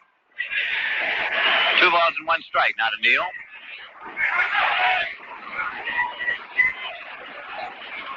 George Altman playing first base for the Chicago Cubs, as Ernie Banks is not in the lineup in the first game of today's doubleheader. Here's a swing and a foul ball coming back onto the screen, out of play, and the count's 2-2 to Charlie Neal.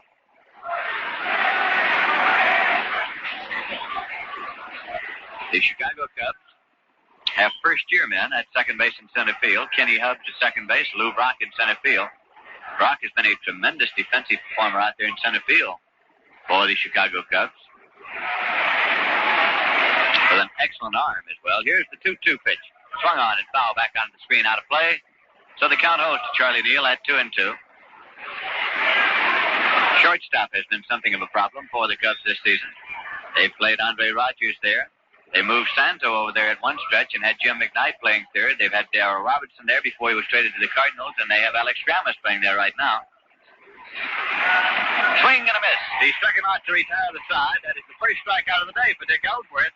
Coming here in the top half of the fifth inning, and Ellsworth got the Mets out in order in the top of the fifth with no runs on no hits, no errors, and nobody left. And at the end of 4 1/2 innings of play at Wrigley Field in Chicago, the score is the New York Mets 1 and the Chicago Cubs 1. Well, you've all seen what happens when a player goes into a batting slump. But say, you fans who are smokers, did you ever find your cigarette going into a slump? That brand you've been smoking ever begin to taste hot, dry, and flat?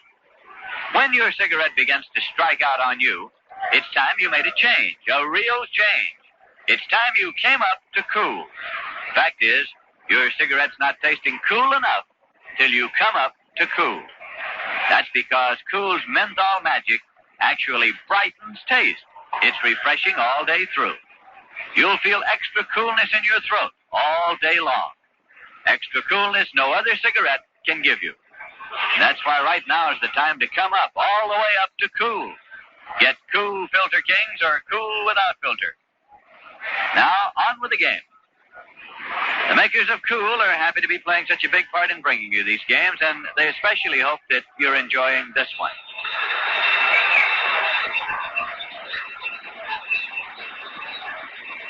As we move to the bottom half of the fifth inning, the Chicago Cubs send up the head of the batting order, Lou Brock, Kenny Hubbs, and Billy Williams.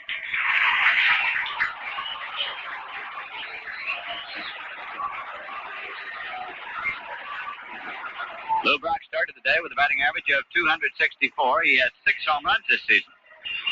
He had a tremendous triple in the bottom half of the third and scored the only run that has been scored by the Chicago Cubs. As the score is tied here, the Mets won and the Cubs won.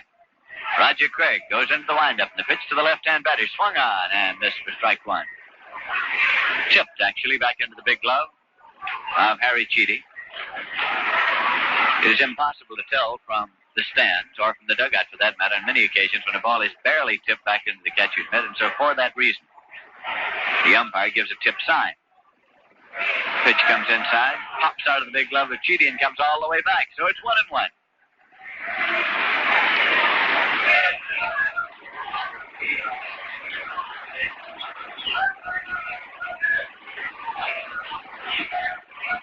Cliff Cook at third base, in on the edge of the grass against the left-hand batter, who has excellent speed.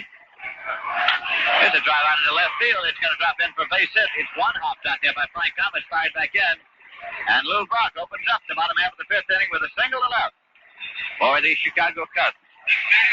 That brings up Kenny Hubbs. Struck out and tripled off the center field wall to drive in Lou Brock in the bottom half of the third. Hubbs has a batting average of 270.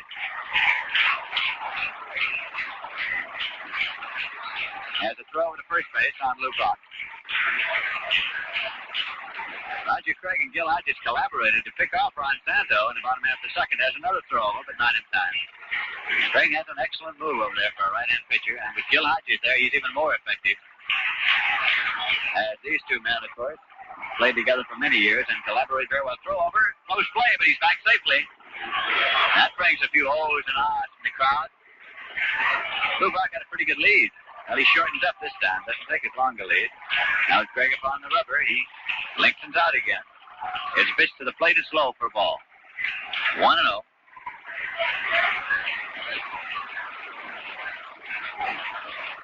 Yesterday, head coach Charlie Metro had Ron Santo up in the leadoff position. As a throw over, it's not in time as Lou Brock gets back.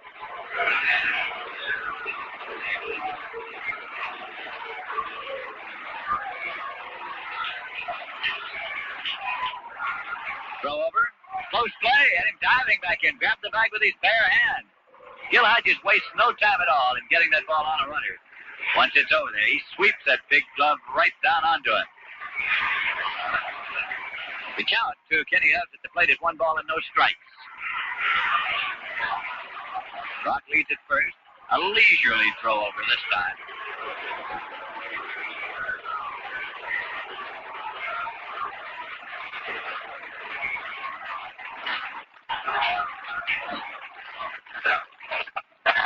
Throw over and had him going. He's out at first base. They picked him off. Had him leaning the wrong way, and he picked him off at first base. Again, for the second time in this ballgame, Roger Craig and Gil Hodges have collaborated, and they have picked Lou Brock off first base. Lou Klein is arguing the point with Ed Bargill, the umpire, at first. But in the meantime, Lou Brock comes back across the infield, heading for the Cub dugout, located back at third. A pickoff play effected for the second time today by Craig and Hodges. So there's one away, nobody on.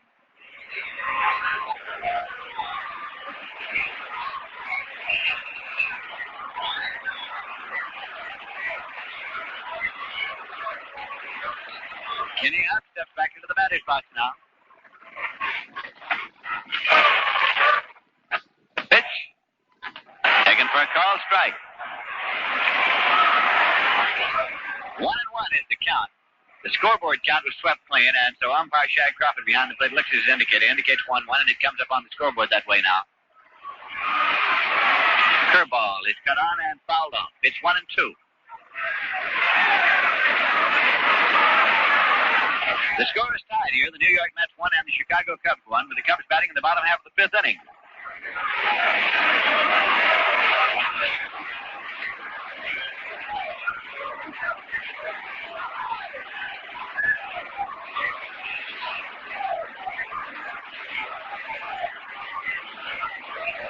Pitch to Hubbs, cut on and lined out into left center field for a base hit. Joe Christopher over up with it. Relays it back in, and Kenny Hubbs turns and holds it first with his second base hit of this ballgame. He tripled in the third, he is single here, and now Billy Williams is coming up. He's single in the first inning, and he grounded out. Hodges to Craig covering in the third inning. He's 1 for 2. Billy Williams starting today as the number 2 batter in the National League. He had a .344 batting average starting today, and is 1 for 2 in this game.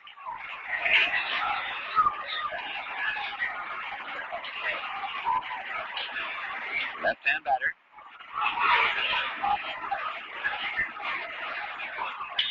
Swinging a ground ball, and it's a fair ball, and Hodges steps on the bag at first and then throws on to Chacon, who is tagging the runner at second for a double play. Gil Hodges fielded the ball right over the bag, stepped on the bag, that took off the force. He fired it on to Chacon, who had to tag the runner. Kenny Hubbs coming in for the double play. And so the side is retired in the bottom half of the fifth inning. The Chicago Cubs get no runs on 1 hit, no errors, and nobody left. And at the end of 5 full innings of play at Wrigley Field in Chicago, the score is the New York Mets won and the Chicago Cubs won. The big glove of Gil Hodges playing an important part in this ballgame thus far. That was a ground ball smashed down the first base line.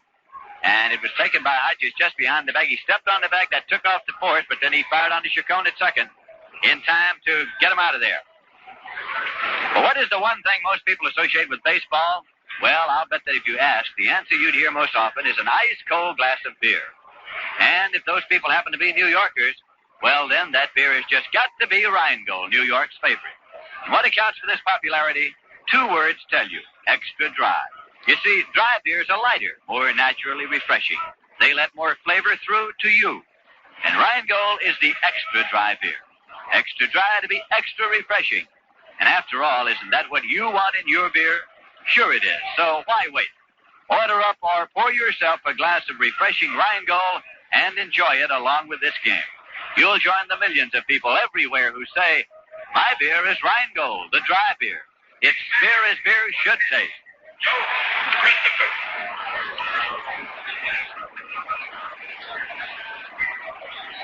We go now to the top half of the sixth inning, and the New York Mets will send up Joe Christopher, Frank Thomas, and Gil Hodges.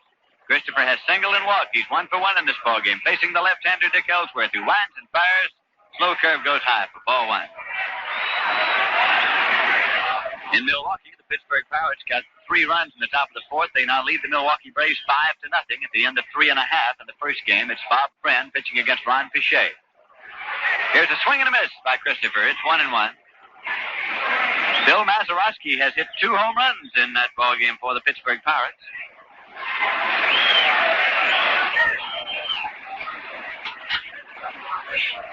There's a pitch low to Christopher. It's 2-1.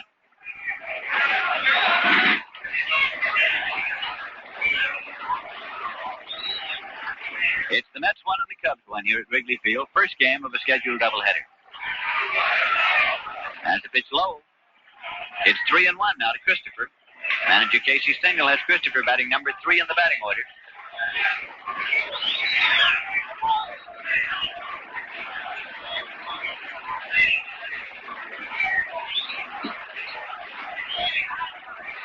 In the 3 previous games of this series, the Mets have won 2 and lost 1. Swing a ground ball going to deep short, taken by Gramus on the edge of the outfield grass. Long throw, not in time. He saves it. The ball rolls away from Altman. Altman tried to dig up the low throw, and then it rolled on past him. Christopher hustled down for the base hit, and it scored as a single for Christopher. His second of the day. It was taken deep in the hole by Gramus. He had 1 foot on the edge of the outfield grass when he made the throw. So that will bring up Frank Thomas.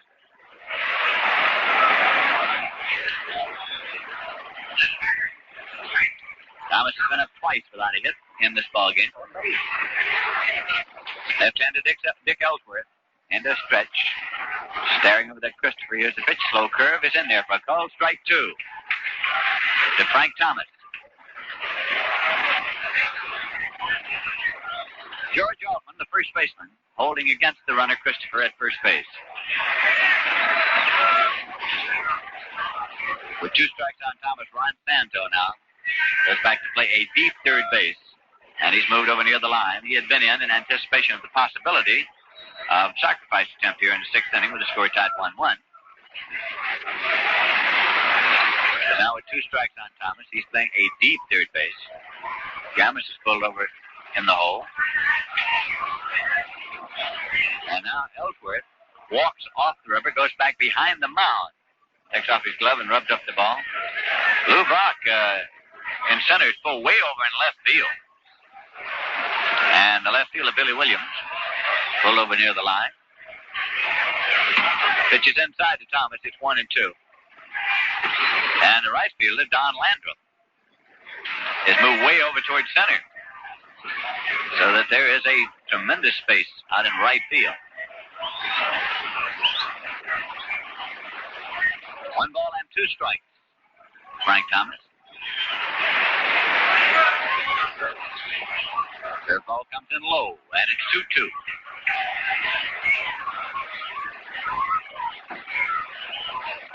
Gil Hodges is kneeling in the on-deck circle for the Mets.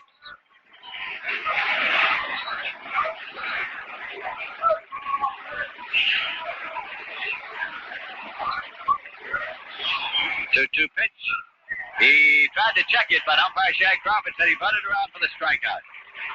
So Thomas is out swinging. Christopher holding at first, and Gil Hodges is coming up. Hodges has singled and popped out. He's 1 for 2 in this ballgame.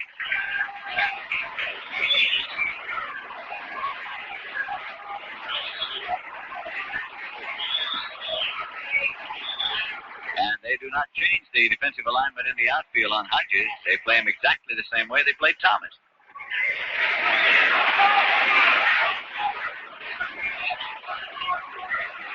Here's a ground ball, a little number. That is a foul ball, fielded by catcher El Taffy. A few feet down the third baseline, but umpire Shag Crawford hustling out there says foul ball. And that'll bring Christopher back to the bag at first, and it brings Gil Hodges back to the plate for the count of 1 strike. In the American League, at the end of 5 innings of play, the Baltimore Orioles lead the New York Yankees by a score of 2-0.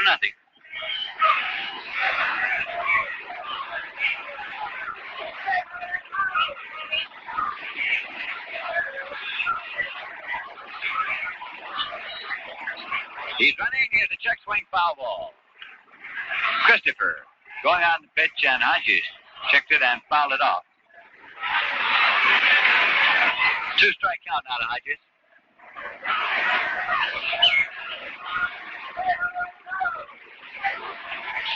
The Mets won and the Cubs won. Top half of the 6th inning, first game of a scheduled doubleheader at Wrigley Field in Chicago.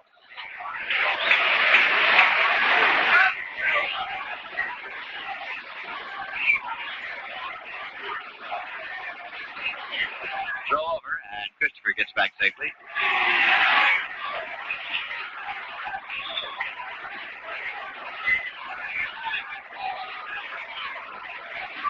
Pitch to Hodges. Cut on and missed. Strike 3. Hodges dropping the bat out of his hands as he came on around. That's the 3rd strikeout for Ellsworth. He has struck out Thomas and Hodges consecutively here on the top of the 6th, and Cliff Cook's coming up. Flied to right and grounded out short to first. Cook, a big right-hand batter.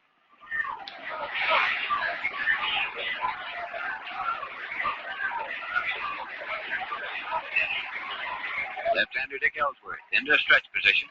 Pitch to Cook is outside for ball 1. Jim Hickman is now swinging a bat in the on-deck circle. Hickman has singled and doubled in today's ball game. Ball rolled a few feet away from Ellsworth. He has to come down off the mound to retrieve it. Now goes to the Rosenbach to dry off his fingertips.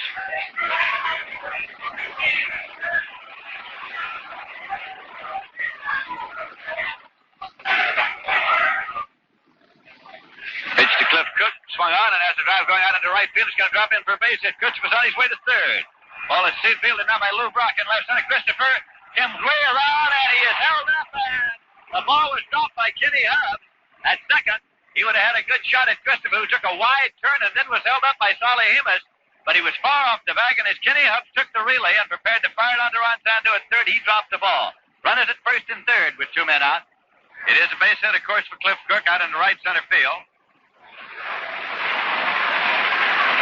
And that brings up Jim Hickman.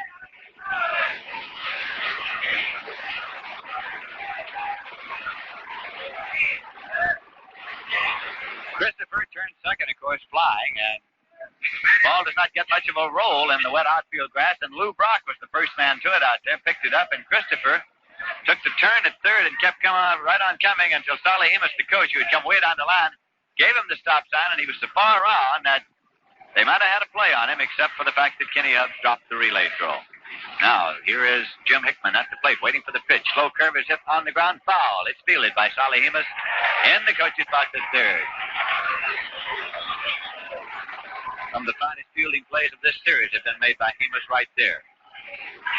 Strike 1 count. Hickman's looking down at Solly to get a sign. Now, Hickman singled in the 2nd inning, and he doubled in the top half of the 4th inning. Right now, the Mets have runners at first and third in a ball game that's tied 1-1. 2 men out. Left-hander Dick Ellsworth, the starter, still in the ball game for the Chicago Cubs. That pitch goes high for a ball.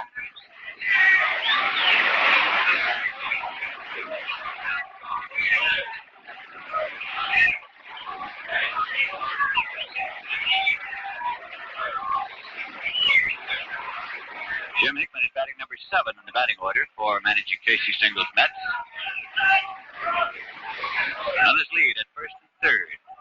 Ellsworth with the pitch. Slow curve, check swing, foul ball into the stands, and the lower box is out of play.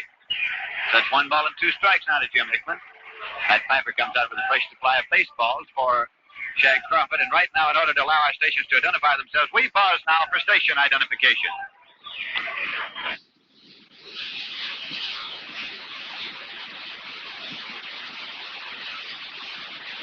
This is WGY Schenectady. This is Lindsey Nelson with Bob Murphy and Ralph Kiner, and here's the pitch that's coming in low and inside to Jim Hickman. The count to him 2-2.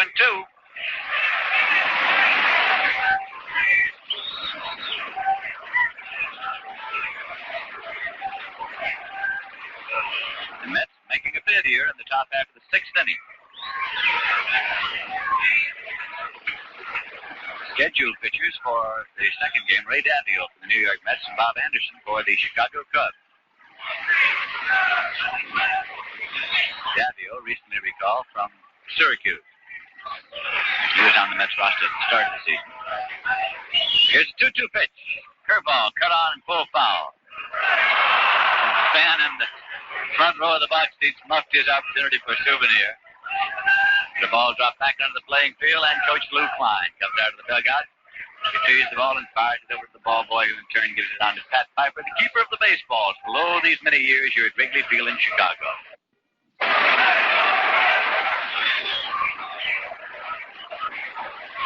Again, Ellsworth is set for a 2-2 pitch. It is low inside, gets away from catcher El Tappy, and Christopher's coming on with a rod. He makes it. Low and inside, the ball got away from Tappy. And Christopher scored the run. And the Mets now lead by a score 2-1.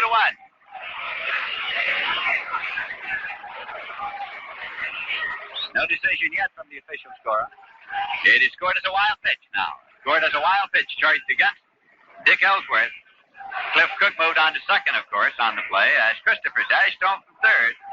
The count is out full now to Hickman, 3-2. And the Mets lead in the ballgame by a score of 2-1. And we'll have a payoff pitch to Hickman with Cliff Cook having moved into scoring position at second base now. Ellsworth into the stretch. 3-2 pitch cut on, and as a fly ball that is down back at first. Altman may have a play. He's over near the dugout. He one-hands it. Falls against the wall, but he's out. Altman over near the corner of the dugout. One-handed the ball and then fell against the brick wall.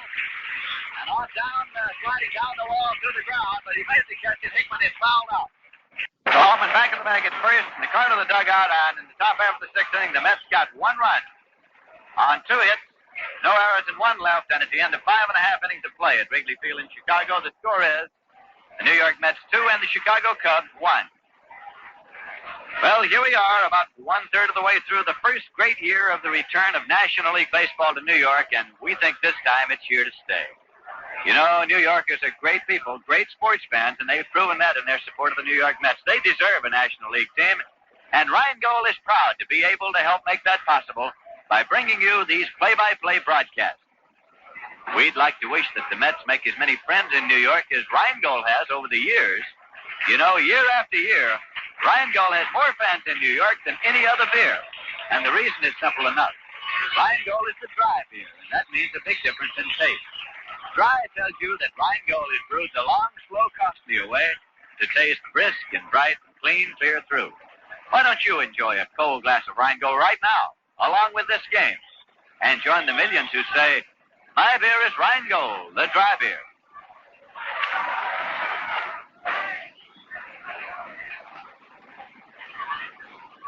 As we go to the bottom half of the 6th inning, George Altman, who just made the fine catch of the foul pop over by the Mets dugout, is up to lead off for the Chicago Cubs. Altman is batting the cleanup spot, and he gets a hand here from the Cubs faithful at Wrigley Field. Altman has nothing to do in today's ball game. He was on the National League All-Star squad last year. He had a pinch homer, as a matter of fact, in the first All-Star game, played in San Francisco. Roger Craig with a pitch, and it swung on and missed for strike 1.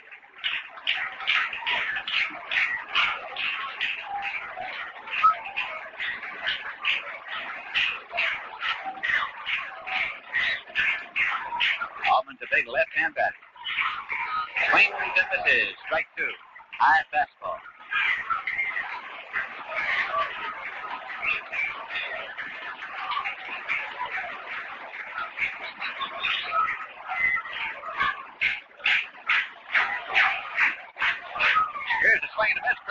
out.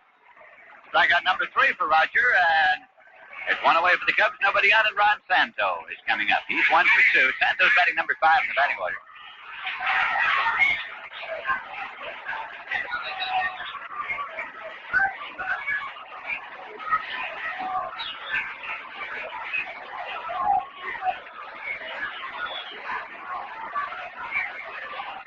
Santo's a right-hand batter. Roger Craig with the pitch.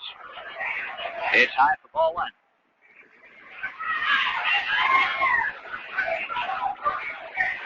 Don Landrum has now moved into the on-deck position for the Cubs. Pitch is low and away to Santo. It's 2-0, and he looks down to head coach Charlie Metro at third. Get a sign, see whether he's free to hit away or whether he's taking on 2-0. A game in which the Mets lead the Cubs by a score 2-1. Bottom half, 6th inning.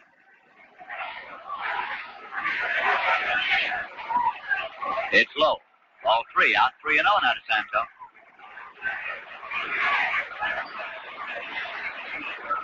Manager Casey Stengel up and moving around in the dugout of the New York Mets. Greg looking in now has a sign for the 3-0 pitch. It's in there for a call, strike 1, 3-1.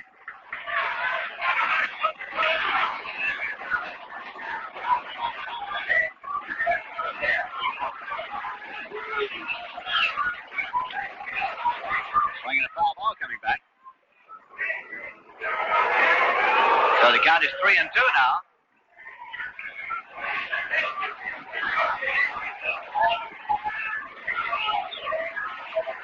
Out full to Ron Santo with 1 man out and nobody on base.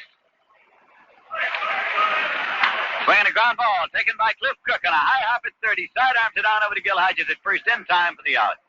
So Santo, the high bounding ground ball to third, has grounded out 2 away, nobody on, and Don Landrum's coming up. He's 1 for 2.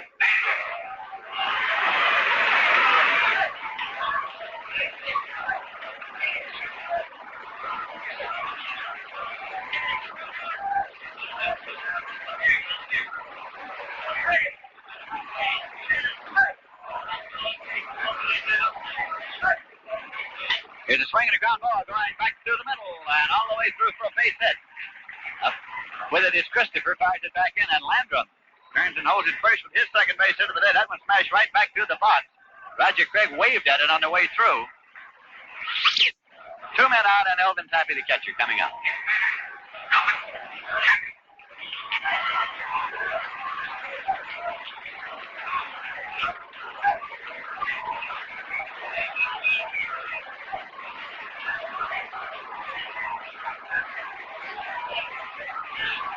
Landrum takes the lead at first.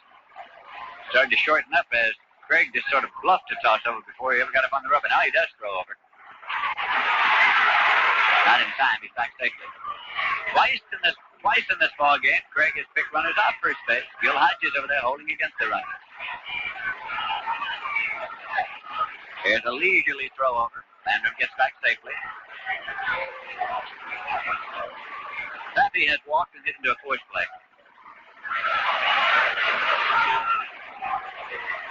Jim Hickman being moved in a little in right field. Charlie Hemus relaying the sign there from the dugout. Here's a throw over. And this one brought Gil Hodges off the bag there. Gil's still favoring that leg. He's been hobbled by quite a stretch. Had to come off the bag to make the catch of the throw over that time. Still no count to Elvin Tappy at the plate with 2 men out. Pitch to the plate, swung on. That's a ground ball. Taking a shortstop by Chacon, throws on the run, and Gil Hodges digs it out of the dirt in time. A low throw into the dirt, but Gil Hodges had the big glove down there to dig it out. Tappy has grounded out, and in the bottom half of the 6th inning, the Cubs get no runs on 1 hit, no errors, and 1 left. The end of 6 innings of play at Wrigley Field in Chicago. The score is the New York Mets 2, the Chicago Cubs 1. And coming in here now to bring you up to date on all the proceedings is Bob Murphy. Thank you very much, Lindsay. Gil Hodges turning in another spectacular day with that mitter around first base as he teams with Roger Craig, and they are doing quite a job on the Chicago Cup base runners. In other games, here are the warm-ups for the first game in Houston. Don Drysdale against the Colt 45's Jim Golden. Bill Mazeroski has driven in all 5 runs. Pittsburgh leading Milwaukee 5-2 after 4.5. Willie in relief against Ron Pache. At the end of 3 1/2, the Giants and Cardinals tied 3-3. Billy O'Dell against Larry Jackson. The game held up by rain in Cincinnati after 3, with the Reds leading the Phillies by a score of 4-1. Wes Covington has hit 2 home runs in that game, the second coming in the 4th with a man on to make it 4-3 Cincinnati, but they're waiting with rain right now.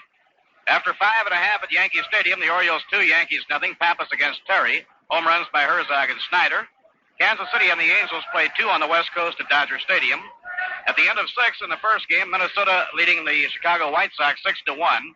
Jim Cott for the Twins. Fisher replaced Horland. Mincher and Rollins have homered. They're in the last of the 7th inning at Fenway Park in the opener, with the Red Sox leading Cleveland 2-1. Home runs by Yastrzemski and Woody Held. Monbouquet for the Red Sox. Allen replaced Grant in the 7th. Washington beat Detroit 2-1 in the opener on a 5-hitter by Don Rudolph. Phil Regan, the loser. Hicks and Boros hit homers. Second game just underway. Bunting against Daniels. Tied up 1-1 with Washington batting in the last half of the first inning. Now Harry Cheedy up against lefty Dick Ellsworth, and the pitch is in there. Strike one call.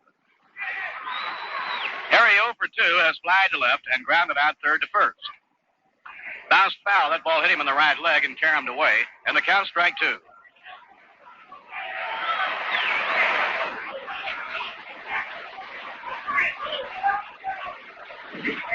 Nobody on, nobody out. We're in the 7th inning. Big curve is whacked high in the air. A fly ball to center field. Running out goes Gramus, and it might drop. Great catch by Alex Gramus.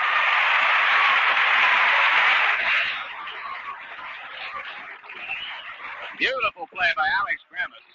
Just when it appeared that fly ball was dropped in shallow center field, that it was going to be out of the reach of Lou Brock, the center fielder, coming in, Gramus kept closing ground on it, and at the last moment he caught the ball over his shoulder with his glove hand extended at full length, running at full speed. One away, nobody on. That brings up Roger Craig. Roger has been up twice, 0 for 2. Hit into a force play started by the shortstop and been thrown out by the shortstop. One away, nobody on. Top of the 7th inning, the Mets in front 2-1. Ellsworth with the pitch. Fastball over, strike one call.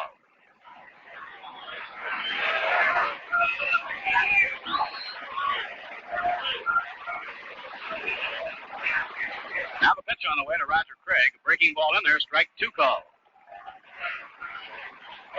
Helio Chacon at the top of the batting order will be hitting next.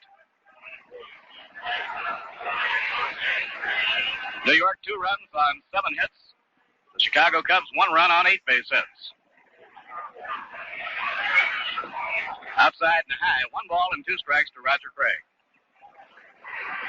Craig has helped himself greatly in this ball game by picking Ron Santo off first and then picking Lou Brock off first. 1-2 delivery. A line drive to left center field. It's going to be in for a base hit.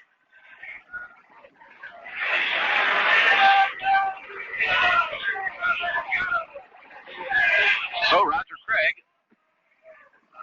behind on the count, 1-2, gets a base hit to left center field. Tomorrow night in Houston, Al Jackson pitches for the New York Mets, and he'll be opposed by Turk Farrell. Farrell, one of the hardest throwing right-handers in baseball. Farrell beat the New York Mets 3-2 in Houston in the last series, edging Jay Hook in a whale of a mound duel. Here's the pitch on the way. Chacon whacks it foul down to the right. No play.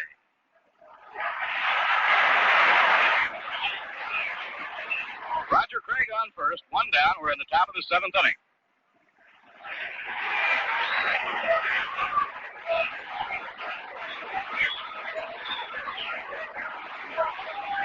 Next pitch by Ellsworth drives Elio back from the plate. 1 ball and 1 strike. Elio, hitless and 3 times up, is flied to right, lined out to the pitcher, and grounded out third to first. Little Elio had 4 for 6 yesterday to hike his average to 275. The 1-1 pitch, curved way outside. That one really got away from Dick Ellsworth. 2 balls and 1 strike.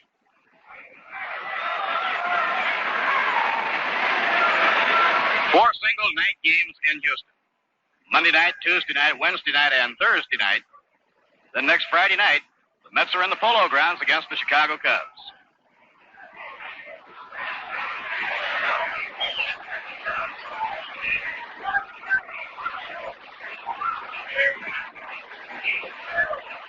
the tall left-hander. Checks the runner. There goes Craig. The pitch hit on the ground down to third. Sano fires to second. Force play on to first. Double play. So despite the fact that Craig was running, trying to break up a double play, the Cubs get it because Sano, the third baseman, was in close against Elio Chacon. Elio hit a hard grounder right down to him, and he fired across to second to start the double play. Side out in the seventh inning with no runs, one hit, no errors, none left on. At the end of 6.5 innings, the score, the New York Mets 2 and the Chicago Cubs 1. Seventh inning stretch again, so the folks here in Chicago are getting up the stretch. Ralph, I bet we know what the folks back in New York are doing. Well, they're doing the same thing. They're actually stretching out for glasses of Rheingold Extra Dry, though. True enough. It comes to seventh inning or any inning. More fans stretch out for Rheingold than any other beer. Well, that's because it's New York's favorite beer. You know, it's easy to see why. In fact, dry tells you why. Yes, sir, extra dry tells you why Rheingold is beer as beer should taste. Brisk and bright and clean clear through. Rheingold is brewed of the choicest ingredients, brewed the long, slow, costlier way. And that's what makes Rheingold Extra Dry such a wonderful beer. Wonderful because it's so much more refreshing. And more refreshing because it's extra dry. Right, Ralph? That's right, Bob. So, folks, why not enjoy a fine cold glass of Rheingold along with our baseball game here in Chicago? Join the millions who say, my beer is Rheingold, the dry beer.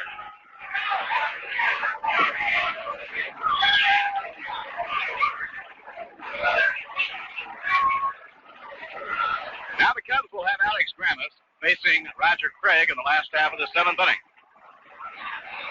Sun-drenched crowd right now, and it is a mighty welcome drenching in contrast with the drenching they received yesterday with the hard downpours.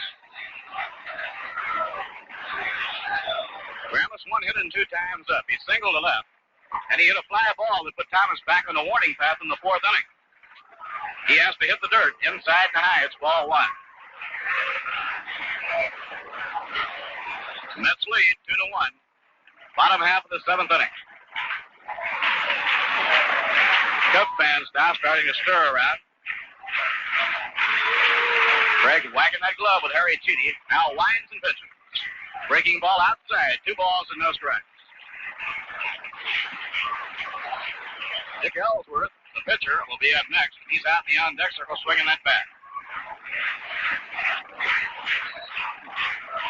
Right in there for a call strike, 2-1. Alex Grammas, a slick fielder, 8-year veteran in the National League with Cincinnati and St. Louis. Shortstop has been a problem for the Chicago Cubs, and they hope that they have found the answer in veteran Alex Grammas.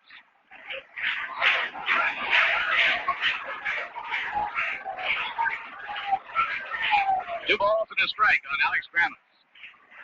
In comes the pitch by Craig, ball 3, inside and low. Each pitcher has given up 1 walk.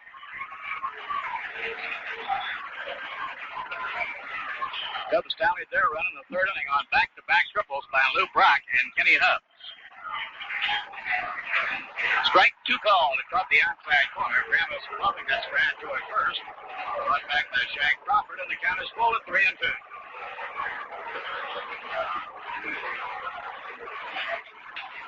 Craig turned in his finest pitching in the third inning after the back-to-back triples by Brock and Hubbs. With Hubbs on third and nobody out, he got the heart of the batting order and left him stranded. The ball is popped up outside first in foul ground. Gil Hodges is over there under it, and Gil takes it for the out. You can tell the way Gil is playing that knee is causing him quite a bit of pain. So Roger Craig behind 3-1 on Alex Grammas comes back to get him on a harmless pop foul. 1 out and nobody on. Here's Dick Ellsworth. Ellsworth has grounded out short to first and been struck out. He's 0 for 2.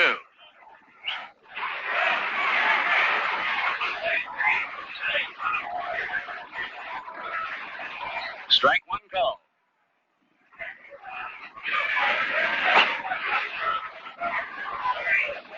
They're in the last of the seventh at Yankee Stadium now. The Orioles leading 2-0. Strike 2 at off-speed delivery by Roger Craig as he pitches away from Dick Ellsworth.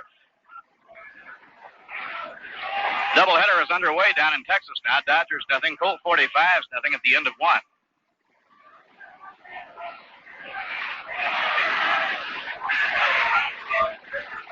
Breaking ball just missed the inside corner. 1 ball and 2 strikes on Dick Ellsworth. Mets scored their first run today on a home run by Charlie Neal in the opening inning, a line drive into the wind over the left field wall. Swing and a miss. He struck him out. Roger Craig batting Ellsworth for the second time. Tall Roger now has struck out 4 in the game, and that brings up Lou Brock.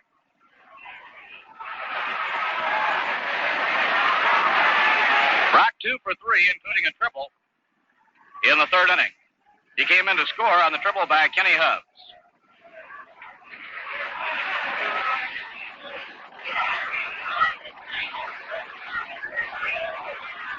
Pitch by Craig up high. He lays off of it. 1 ball and no strikes.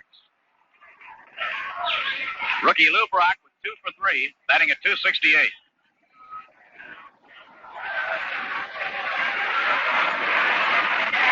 Change up, foul ball, hit back toward the crowd. This will be out of play. Brock trying to wait on that change up by Roger Craig, but he fouled it off.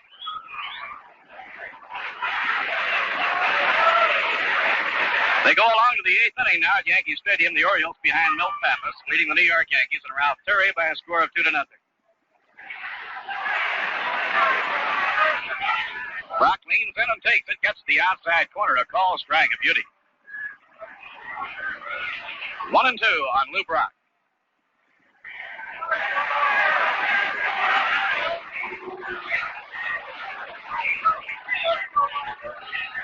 Now Craig double pumps. Up goes the leg. Down comes the arm. Ground ball stabbed by Roger Craig. He reached over his head to take it. Throws to Gil Hodges in plenty of time, and the side is out. A strong inning for Roger Craig as the Cubs fail to get the ball out of the infield. No runs, no hits, no errors, none left on. And now at the end of 7, the score here at Wrigley Field, it's the Mets 2 and the Chicago Cubs 1. May I have your attention, please? I believe we're all day scheduled for the end of the season.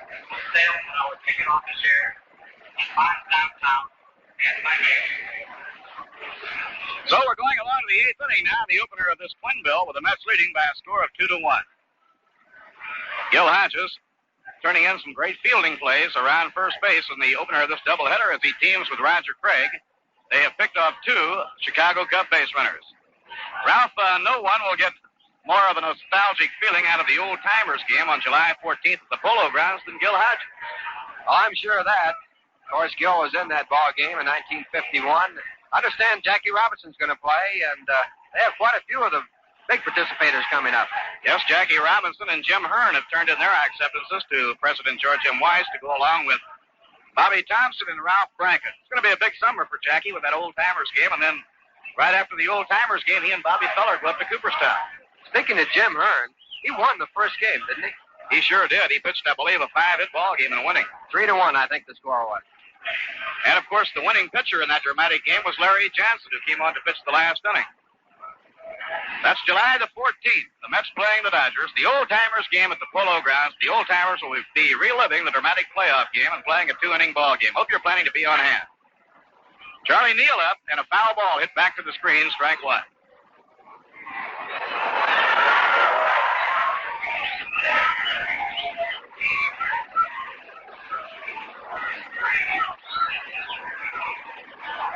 In comes the pitch. And Neal pops the ball up to short right field. It could be trouble. Coming in now is the right fielder Landrum, and he makes the catch in shallow right. The second All-Star game this season will be played right here at Wrigley Field. The first All-Star game will be played in that beautiful new stadium in Washington, D.C. Ralph, one of the highlights of your career must have been the All-Star game home run here in Chicago. Yes, certainly. That was in Comiskey Park. We tied it up with that home run in the 9th inning. And Shandy hit a home run in the 14th to win it. That was one of the greatest games I've ever seen. There were plays made in that game that I don't know how you could ever duplicate it. Incidentally, Ted Williams had one in that game. 1 ball, no strikes to Joe Christopher. Well, undoubtedly the greatest home run for Ted Williams in All-Star game competition was the one he hit at Detroit in 1940 to win a game. That's the one he also broke his elbow, isn't it, Ralph? Yes, he broke it catching my ball. Fly ball hit to center field. Brock drifting over, makes the catch, and there are 2 away. Well, Williams was perplexed throughout his career with a series of crippling injuries that to a lesser athlete might have sent him to the sidelines permanently, but he just kept making comeback after comeback. Here in the 8th inning, 2 outs and nobody on. The batter now is Frank Thomas.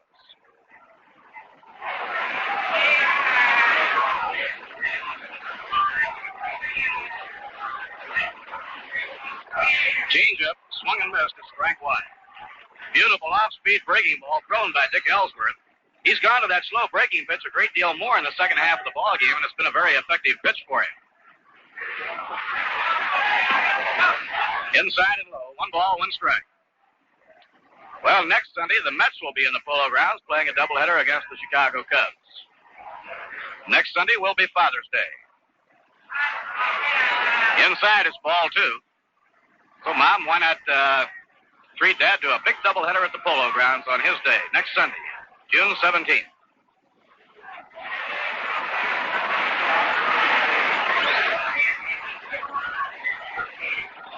Cubs with the defense way around to left against Frank Thomas.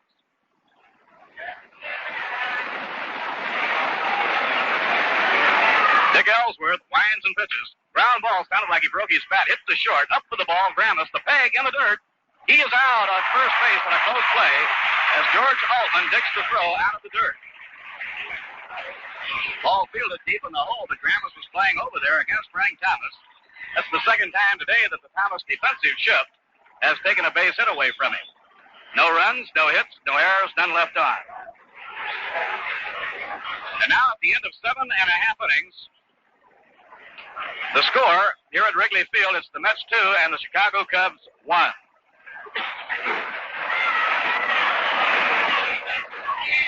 Say, here's an idea for a great gift for Father's Day next Sunday, June 17th.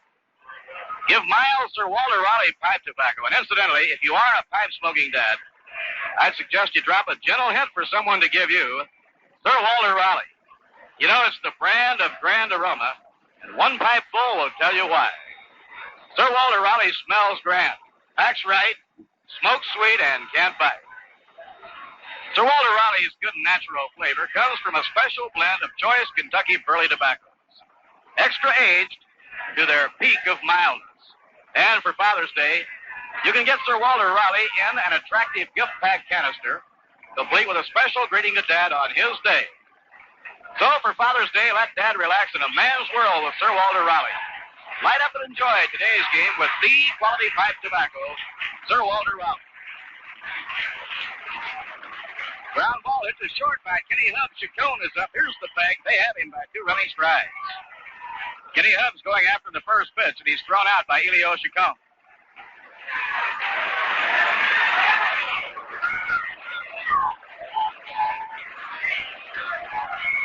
One away, nobody on. The last of the 8th inning. The batter now is Billy Williams. Williams 1 hit and 3 times up. That was a Texas League hit in the first inning. Sophomore outfielder hitting at .343. Cub fans stirring around now. This mound duel in the 8th. Outside and low, 1 ball and no strike.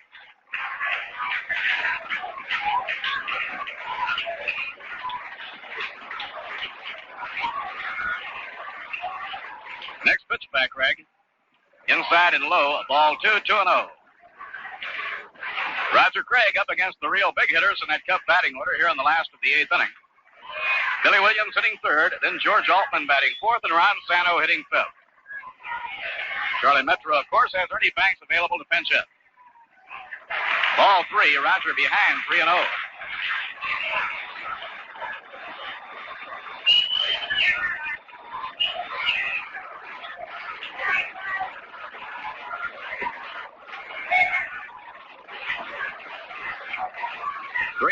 Craig behind on Billy Williams with George Altman on deck. Pitching 3-0. He swings a ground ball to second. Charlie Neal is up with it. Charlie throws to Hodges, 2 men down. So with Billy Williams, who has a lot of power and can hit home runs up there, Metro let him hit on 3-0. He hit a hard ground ball right at Charlie Neal. Craig was in a position where he could ill afford to walk Billy Williams. He had to be in there on 3-0, and he had to have enough on it.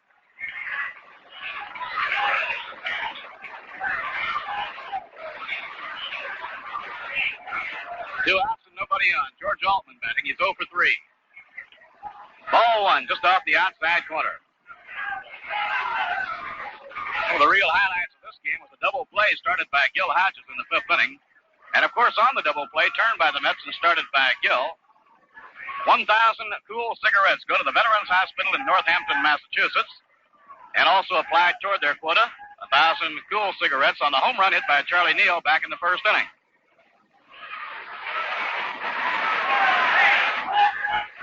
One ball and no strikes on George Altman. 2 outs and nobody on, last of the 8th.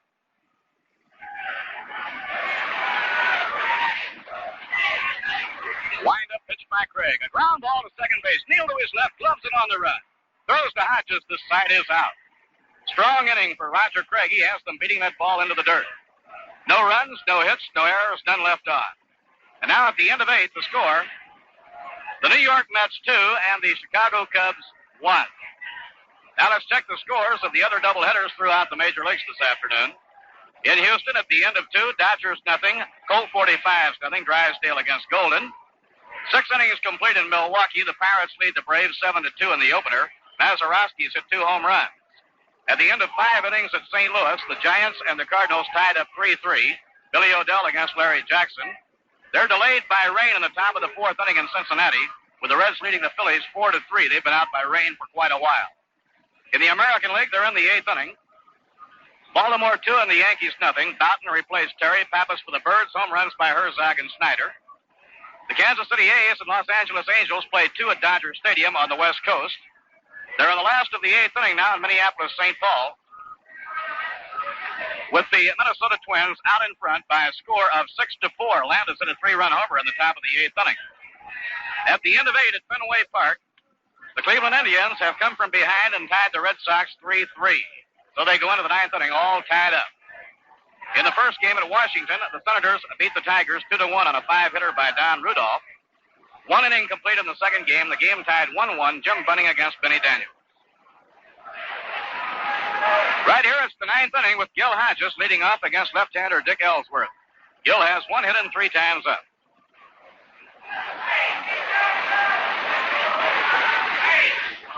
Gil hitting at .316. Mets hoping they can pick up an insurance tally for Roger Craig to work with. And the slow breaking ball is outside, ball 1.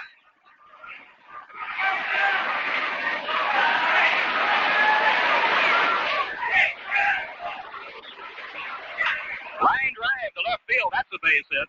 Hard line drive toward the alley. Gil takes the turn and holds on at first base. So Hodges has his 2nd hit of the game.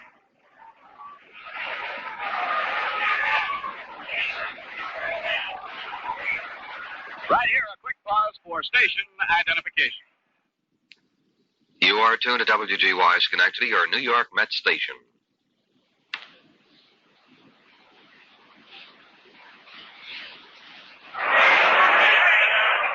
Now the hitter is Cliff Cook.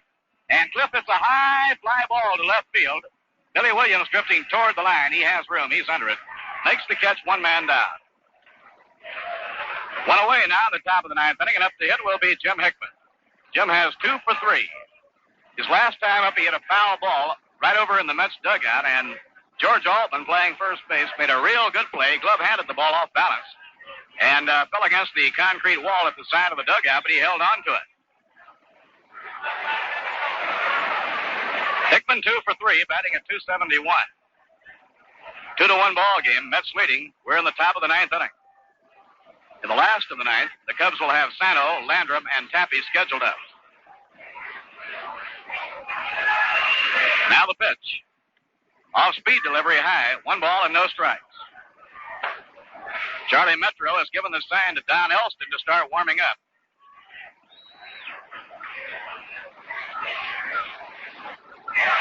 Pitch to Hickman. Ground ball hammered, foul down the third baseline. No play. 1 ball, 1 strike.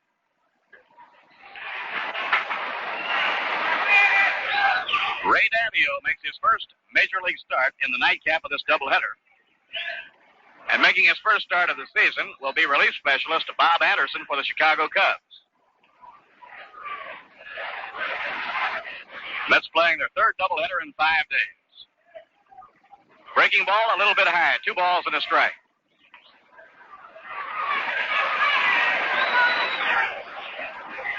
Ellsworth has had two pitching patterns in this game. In the first half of the game, he went with his fastball. And in the second half of the game, he has been throwing that slow curve a great deal. Hodges on first, one down. A ground ball hit slowly down the third baseline, picked up by Ellsworth. He fumbles it. Everybody is safe. He had a tough chance on his hand, and it'll be a base hit for Jim Hickman, his third of the game, a swinging bunt. He took a big swing and just topped a slow bouncer down the third baseline. Ellsworth running hard toward the line, got his glove on it, but couldn't hold it. He was trying to glove it, whirl, and throw all at the same time. He knew he really had to hurry to get Hickman who can run, and it's a base hit. So Jim Hickman has 3 for 4 in the game, and Harry Cheedy comes up. They go into the ninth inning now at Yankee Stadium with the Orioles leading the Yankees 2-0 behind Milt Pappas.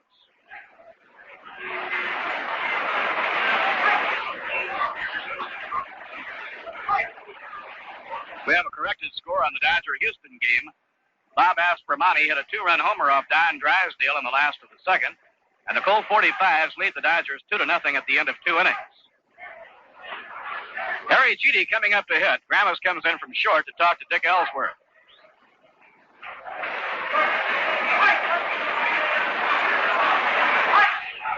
The base hit by Jim Hickman, the 9th in the ball game for the New York Mets. Each team has 9 hits. The Mets in front 2-1. Cheedy hits a high fly ball to left center field. It is deep. Back is Lou Brock near the wall. He's under it, and he makes the catch right up against the wall in left center. Harry Cheedy in a strong bid for a home run. The ballpark had just exactly the right dimensions to hold that one, with Brock putting his back right up against the vines in left center field to take it. Now there are 2 away, and Craig gets a hand as he comes up to hit.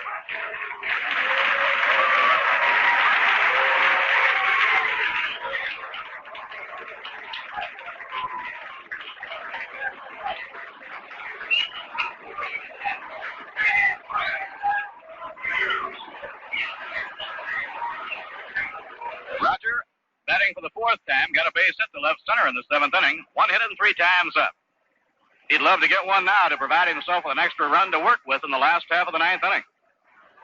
Gil Hodges on second, Jim Hickman on first. Breaking ball inside. 1 ball and no strikes to Roger Craig.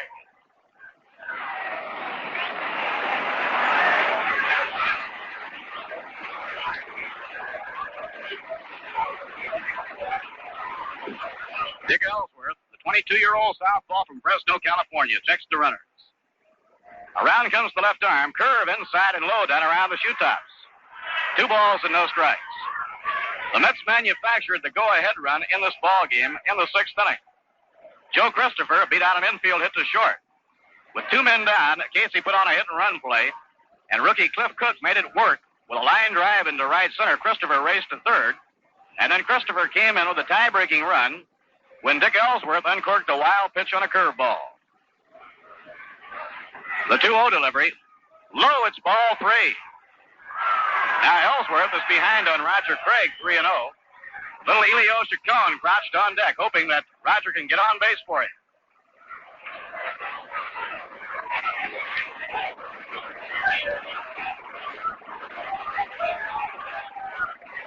Time taken by third stacker Ron Santo for a brief visit to the mound. Ellsworth's control has been excellent. Like Roger Craig, he's walked only 1 man. Pitching 3-0. He pumps it right in there. Craig taking all away. 3 balls and a strike. Roger turning sideways now to be sure that he reads Salahemus correctly.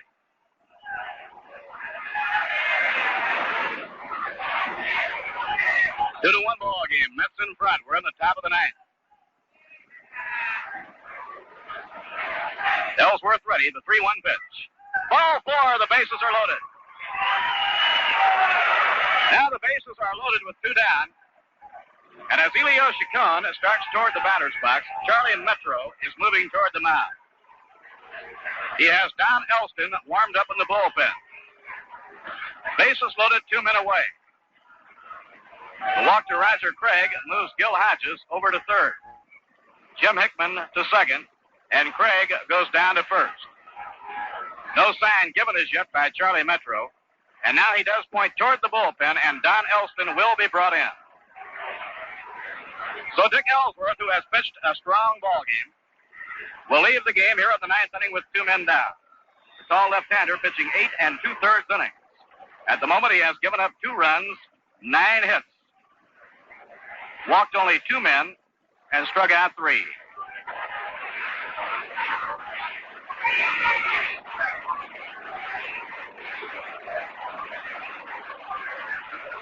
Now Charlie Metro calling on his top fireman, veteran right-hander Don Elston. Elston, not an old pitcher by any means, but a veteran from a standpoint of experience. The hand is for Dick Ellsworth.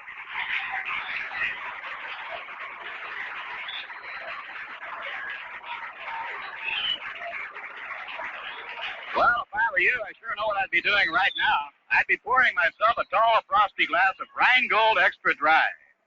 Rheingold is beer as beer should taste, and dry tells you why. Folks, enjoy it along with the ball game.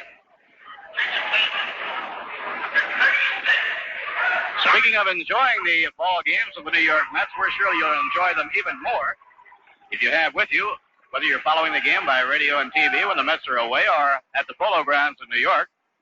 You'll enjoy the games even more if you have alongside the 1962 New York Mets yearbook.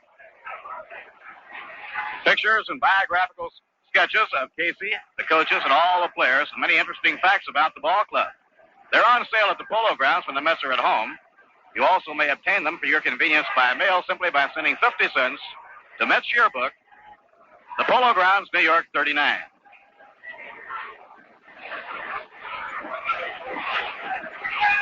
Helio Chacon is being called back. And Sammy Taylor is coming up to hit for him. Casey wants to go with the percentages here to get a left-hand hitter up against Don Elston, a right-hander. Taylor has been hitting the ball real hard on this road trip. He's hit a lot of fly balls deep that have been caught. He's also stung some line drives. He started really getting his eye on the ball and getting in that good groove in the 2 games in Philadelphia on Wednesday night.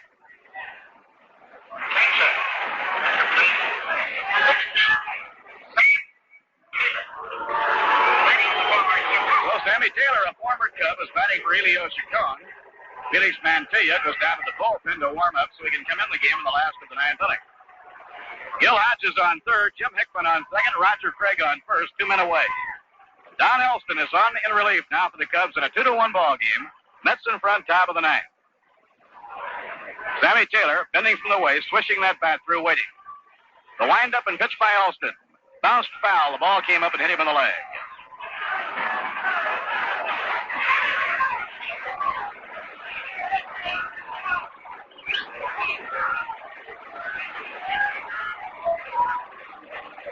Big spot in the game right here for both clubs. Mets trying to widen the gap. With the bases loaded, 2 men down.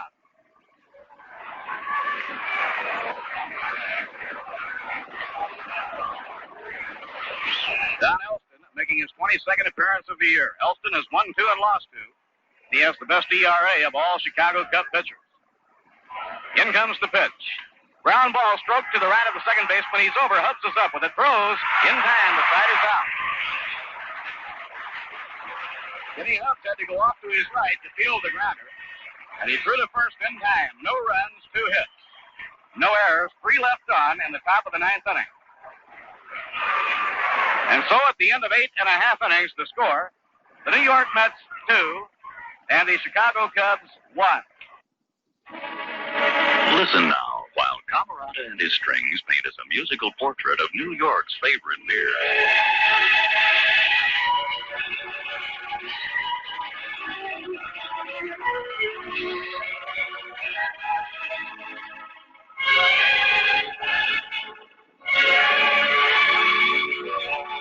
From the bottom of your glass right up to its fabulous frothy head, Rheingold Extra Dry is the very picture of pleasure, brisk and bright.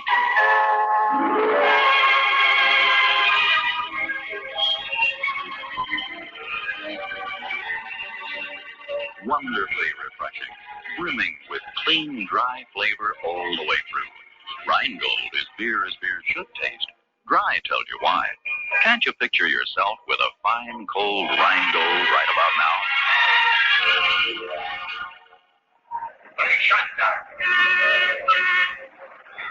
Now here we go, the last of the ninth inning. Felix Mantilla now playing short after Sammy Taylor batted for Elio Chacon.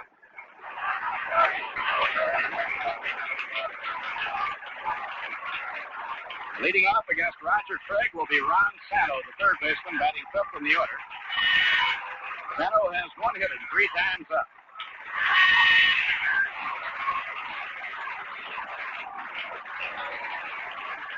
Cliff Cook moving over toward the mound to get together with Roger Craig on something.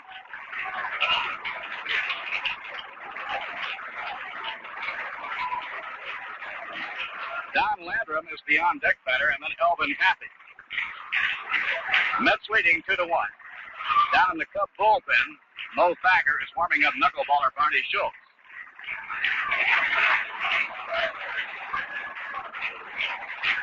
Now Craig looking in to get his sign. The crowd here at Wrigley Field really clamoring now. The pitch. Ball 1.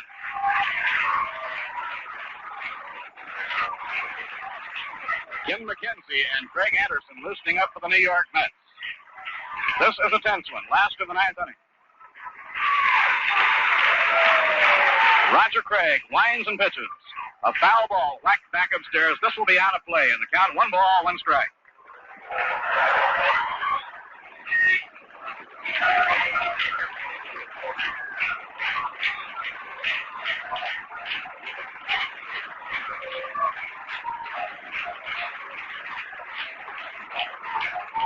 Ron Santo, right-hand hitter with good power, swishing the bat through. Now cocks it. Strike 2 called, a breaking ball with the letters. And it's 1-2 on Santo.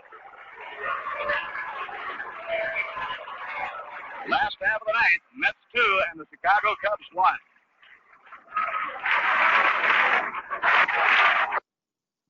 Roger nods in agreement, cranks up, the pitch thrown. A foul ball hit back toward the crowd. It's out of play. And then some real key points in this ball game. Not once but twice in the game, Roger Craig picked off a Cub base runner at first. He got Ron Santo in the second, and Lou Brock in the fifth inning. Gil Hodges started a spectacular double play also in the fifth. In comes the pitch. Inside and low, 2-2 on Ron Santo.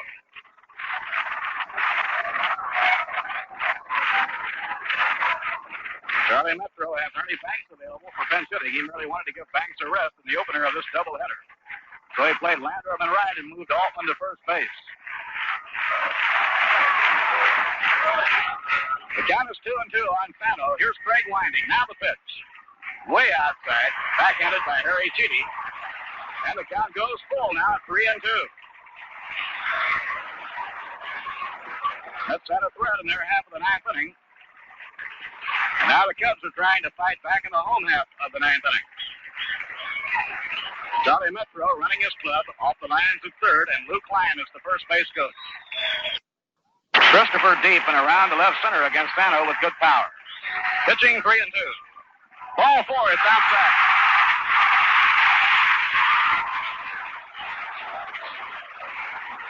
That is only the second walk given up in the game by Roger, but it puts the pressure on him now with a leadoff runner on base, nobody out, and he is the tying run. Don Landrum, a fast man and a tough man to double up, is being called back.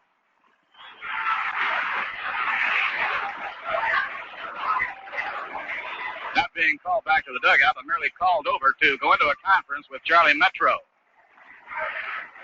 Gil Hodges and Harry Cheedy are out on the mound now talking to Roger Craig. Now, how will the Cubs play it? Will they try to punt him over? Or will Charlie Metro have Don Landrum swing away? Landrum is a left-hand hitter, a fast man, and a hard man to double up.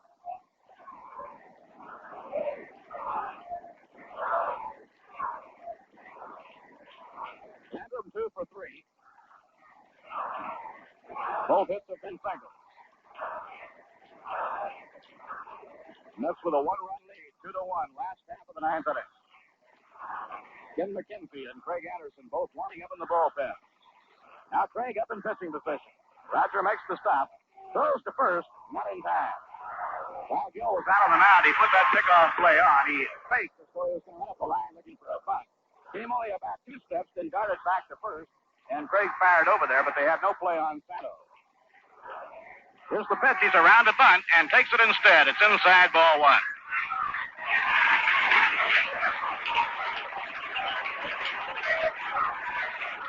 Now Hodges, after breaking up the line to cover on the bunt, goes again over to talk to Roger Craig. Boy, they would love to pick off Ron Santo on this spot if they could.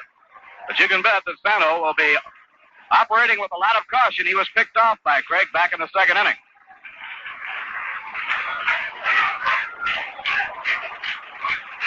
Cliff Cook in very close to third looking for that bunt. Here's the stretch. He gives himself up, turns to bunt, a throw to first, not in time. Nobody out. Last half of the 9th inning. Landrum, a big man for the New York Mets in this spot. A throw to first, not in time. Craig trying to keep Santo pinned on first to give the infield a chance at the force play at second base. So far, Landrum has been completely giving himself up. He's around the bunt and takes outside and low, ball 2. Now it's 2-0 on Landrum, and he checks with Charlie Metro, his manager on the lines at third.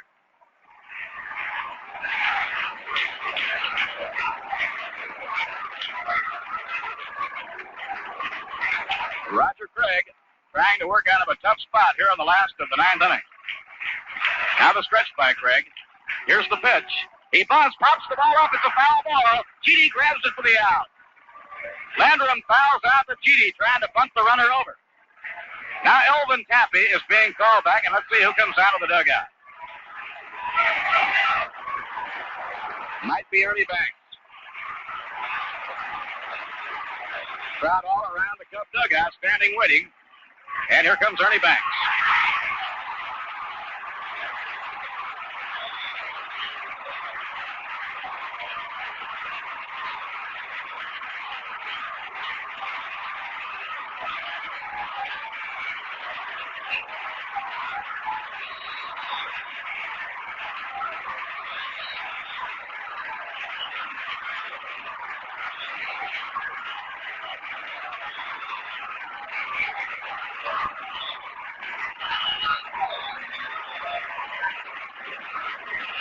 Ernie hitting at .258 with 14 home runs and 31 runs batted in. Now Casey Stengel makes a defensive switch. Rod Canillo comes in at third, replacing Cliff Cook.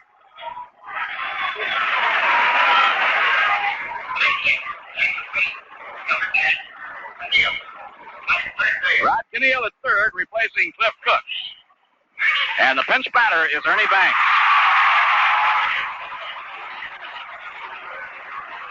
Ernie, the all-time home run hitter in Chicago Cub history. Outfield deep and around toward left for Ernie. Mets have the infield looking for 2. Charlie Neal shaded toward second. Mantilla back deep as short and played toward the hole. Now the stretch. Here's the pitch on the way. A breaking ball over, strike 1 call. Mets 2 and the Cubs 1, last half of the 9th. Ron Santo, fairly fast man on first base, 1 down. Craig makes the 1-second stop, delivers. A swing and a foul, back to the screen, and now it's strike 2 on Ernie Banks. Alex Gramus, the shortstop, hitting 8th, waiting in the on-deck circle.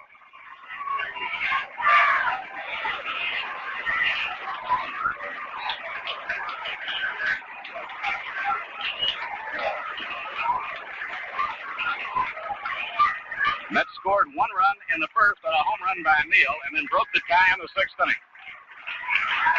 Cubs scored their run in the 3rd. Here's the pitch on the way. A line drive to left center for a base hit by Ernie Banks. Around second is Santo. He thought he'd play to third. Runners on first and third, 1 out.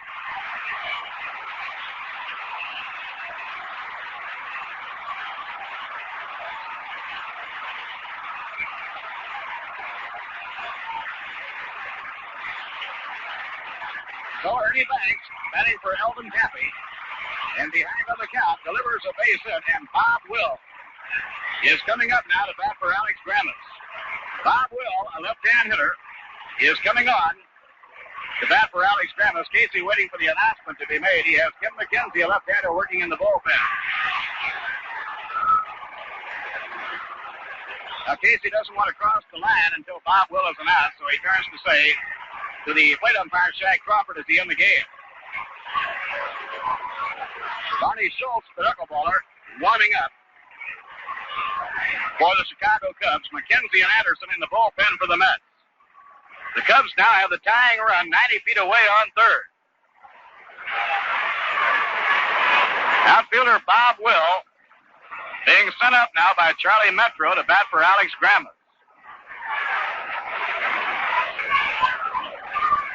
In the ninth inning at Yankee Stadium, the Orioles came up with 3 runs. They now lead the Yankees 5-0 going into the last of the ninth inning. Well, we have the discussion at the mound now. Casey out there along with Gil Hodges and Harry Cheedy and Rod Cannell. And now the sign is made by Casey, and Kim McKenzie will come in to try and save this one. Kim McKenzie will be brought on to face Bob Will.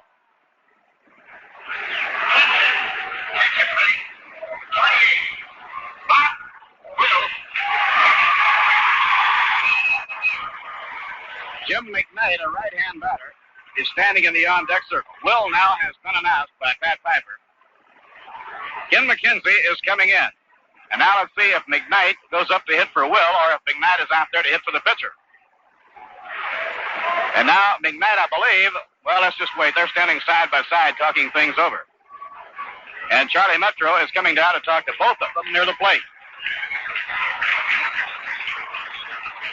Roger Craig getting a good hand as he leaves the game. Roger going out of the game after 8 1/3. At the moment, has given up 1 run, 10 hits, walked 2, and struck out 4. Well, this has been a thrilling ninth inning, and it isn't over yet. The Mets had a strong threat in the top of the ninth inning, but Don Elston came on to relieve Dick Ellsworth. He got the pinch batter, Sammy Taylor, on a ground ball for the third out, and the Mets left 3. Kim McKenzie hoping now that he can get Jim McKnight to hit that ball on the ground. Now McKnight is going to bat for Bob Will. So both managers going with the percentages all the way. It'll be a right-hand hitter, McKnight, facing a southpaw, Kim McKenzie. Put Will in the game because he was announced, and that, of course, was what Casey was waiting for. After McKenzie was announced, then Charlie Metro goes to Jim McKnight.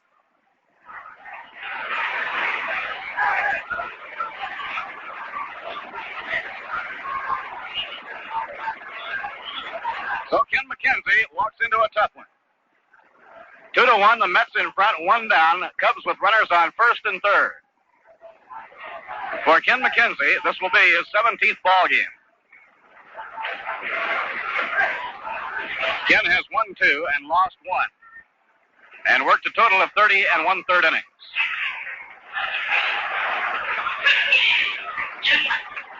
Now Jim McKnight is announced as the bench batter for Bob Will. Mets have the infield hoping for a shot and a double play. Neal shaded toward second, and the outfield fanned around toward left against McKnight. McKnight hitting at .250 on 14 for 56. He came up through the Cardinal organization, acquired by the Cubs, played at Houston last year, and had a good season in AAA.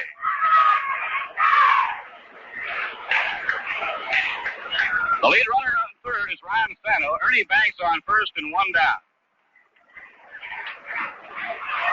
Mighty nervous situation now here in the last of the ninth inning. Everybody's moving around.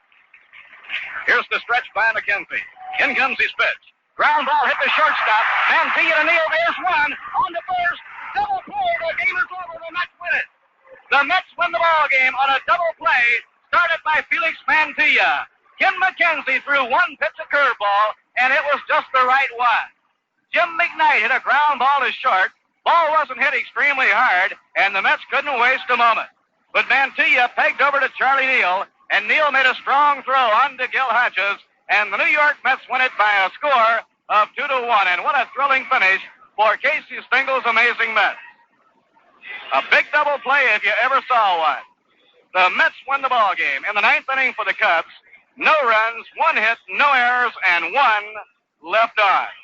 Left-hander Ken McKenzie coming in to throw only 1 pitch, getting 2 outs, and preserving a richly deserved triumph for Roger Craig. Wow, that was quite a finish. Mets now lead in this series 3-1, and they'll be trying for a sweep in the nightcap. Let's check our time. 3:31 in Chicago, 4:31 in New York. So we'll be back with a recap of the first game in just a moment. The final score in the opener, the Mets 2 and the Chicago Cubs 1. Whoo-hee! Well, you know, being New York's largest selling beer, you'd figure that Rheingold had quite a story behind it. But actually, it can be summed up in 2 words, extra dry, like that game was summed up in 1 word or 2 words, double play. Yes, sir, those 2 little words tell you why Rheingold has a flavor all its own. An extra refreshing flavor other beers just don't have. Rheingold brews the long, slow, costlier way, and it makes a big difference in taste. The flavor of Rheingold comes through brisk and bright and clean. It's beer as beer should taste. Any wonder, then, that millions of people say, my beer is Rheingold, the dry beer. But discover the difference that dry makes yourself. Folks enjoy fine, cold Rheingold along with the game. Now just open up or order up Rheingold Extra Dry. Now the line score on today's first game of the doubleheader for the New York Mets, 2 runs on 10 hits. They played flawlessly in the field. They played brilliantly in the field. 2 pickoff plays, 2 double plays, a beauty of a double play started by Gil Hodges, and the dramatic double play that saved the game in the last half of the 9th inning. The Mets had 8 left stranded. For the Chicago Cubs, 1 run, 10 hits, no errors, and the Cubs left 7. The winning pitcher, Roger Craig. Roger now 2-0 on the year against the Cubs, has won 3 and lost 8. And lifetime against the Cubs, Roger Craig now has won 7 while losing just 3. The losing pitcher, Dick Ellsworth, who pitched a strong ball game. Ellsworth, 0-1 against the Mets this year, now has won 4 while losing 8. For the New York Mets, Charlie Neal got them out in front in the first inning when he lined a home run to left field for Charlie his 5th home run of the year. The Chicago Cubs tied the game in the 3rd on back-to-back triples by Lou Brock and Ken Hubbs. And right in that spot, Roger Craig turned in a superb job on the mound. With Hubbs on 3rd, the game tied 1-1 and nobody out in the heart of the batting order coming up. Craig got the dangerous Billy Williams to ground out to Gil Hodges, the runner holding. He got George Altman on an infield pop-up and Ron Santo on a fly ball to left field. Craig was finishing very strong. He had retired 10 of the last 11 men coming into the 9th inning. But he gave up only his 2nd walk to Santo in the last of the 9th. A base hit by pinch hitter Ernie Banks put runners on 1st and 3rd, 1 out. And Ken McKenzie, with a good breaking ball, got Jim McKnight, the pinch hitter, to bounce into the big double play. The winning run was manufactured on a key play involving Cliff Cook. Back in the 6th inning, Christopher beat out an infield hit. With 2 men down and Cook at bat, Casey put on a hit-and-run play, and Cook delivered with a base hit to right center. Christopher raced around to 3rd. The only wild pitch of the game came at that point by Dick Ellsworth on a curveball in the dirt, and in to score what proved to be the winning run was Joe Christopher. So Craig the winner, Ellsworth the loser. Mets winning it 2-1, now lead the series by a score of 3-1. In the nightcap, it's Ray Davio making his first major league start against Bob Anderson, making his first start of the season. His games prior to today have all been in relief. The second game should be getting underway, probably about 10 minutes till, so we'll be back with you in about another 18 or possibly 20 minutes. So until then, this is Bob Murphy speaking for Lindsey Nelson and Ralph Kiner, saying we'll be right back with you for the second game of the doubleheader. But right now, this is so long, everybody. This is the New York Mets Baseball Network. And this is WGY, where you hear all the games of the New York Mets.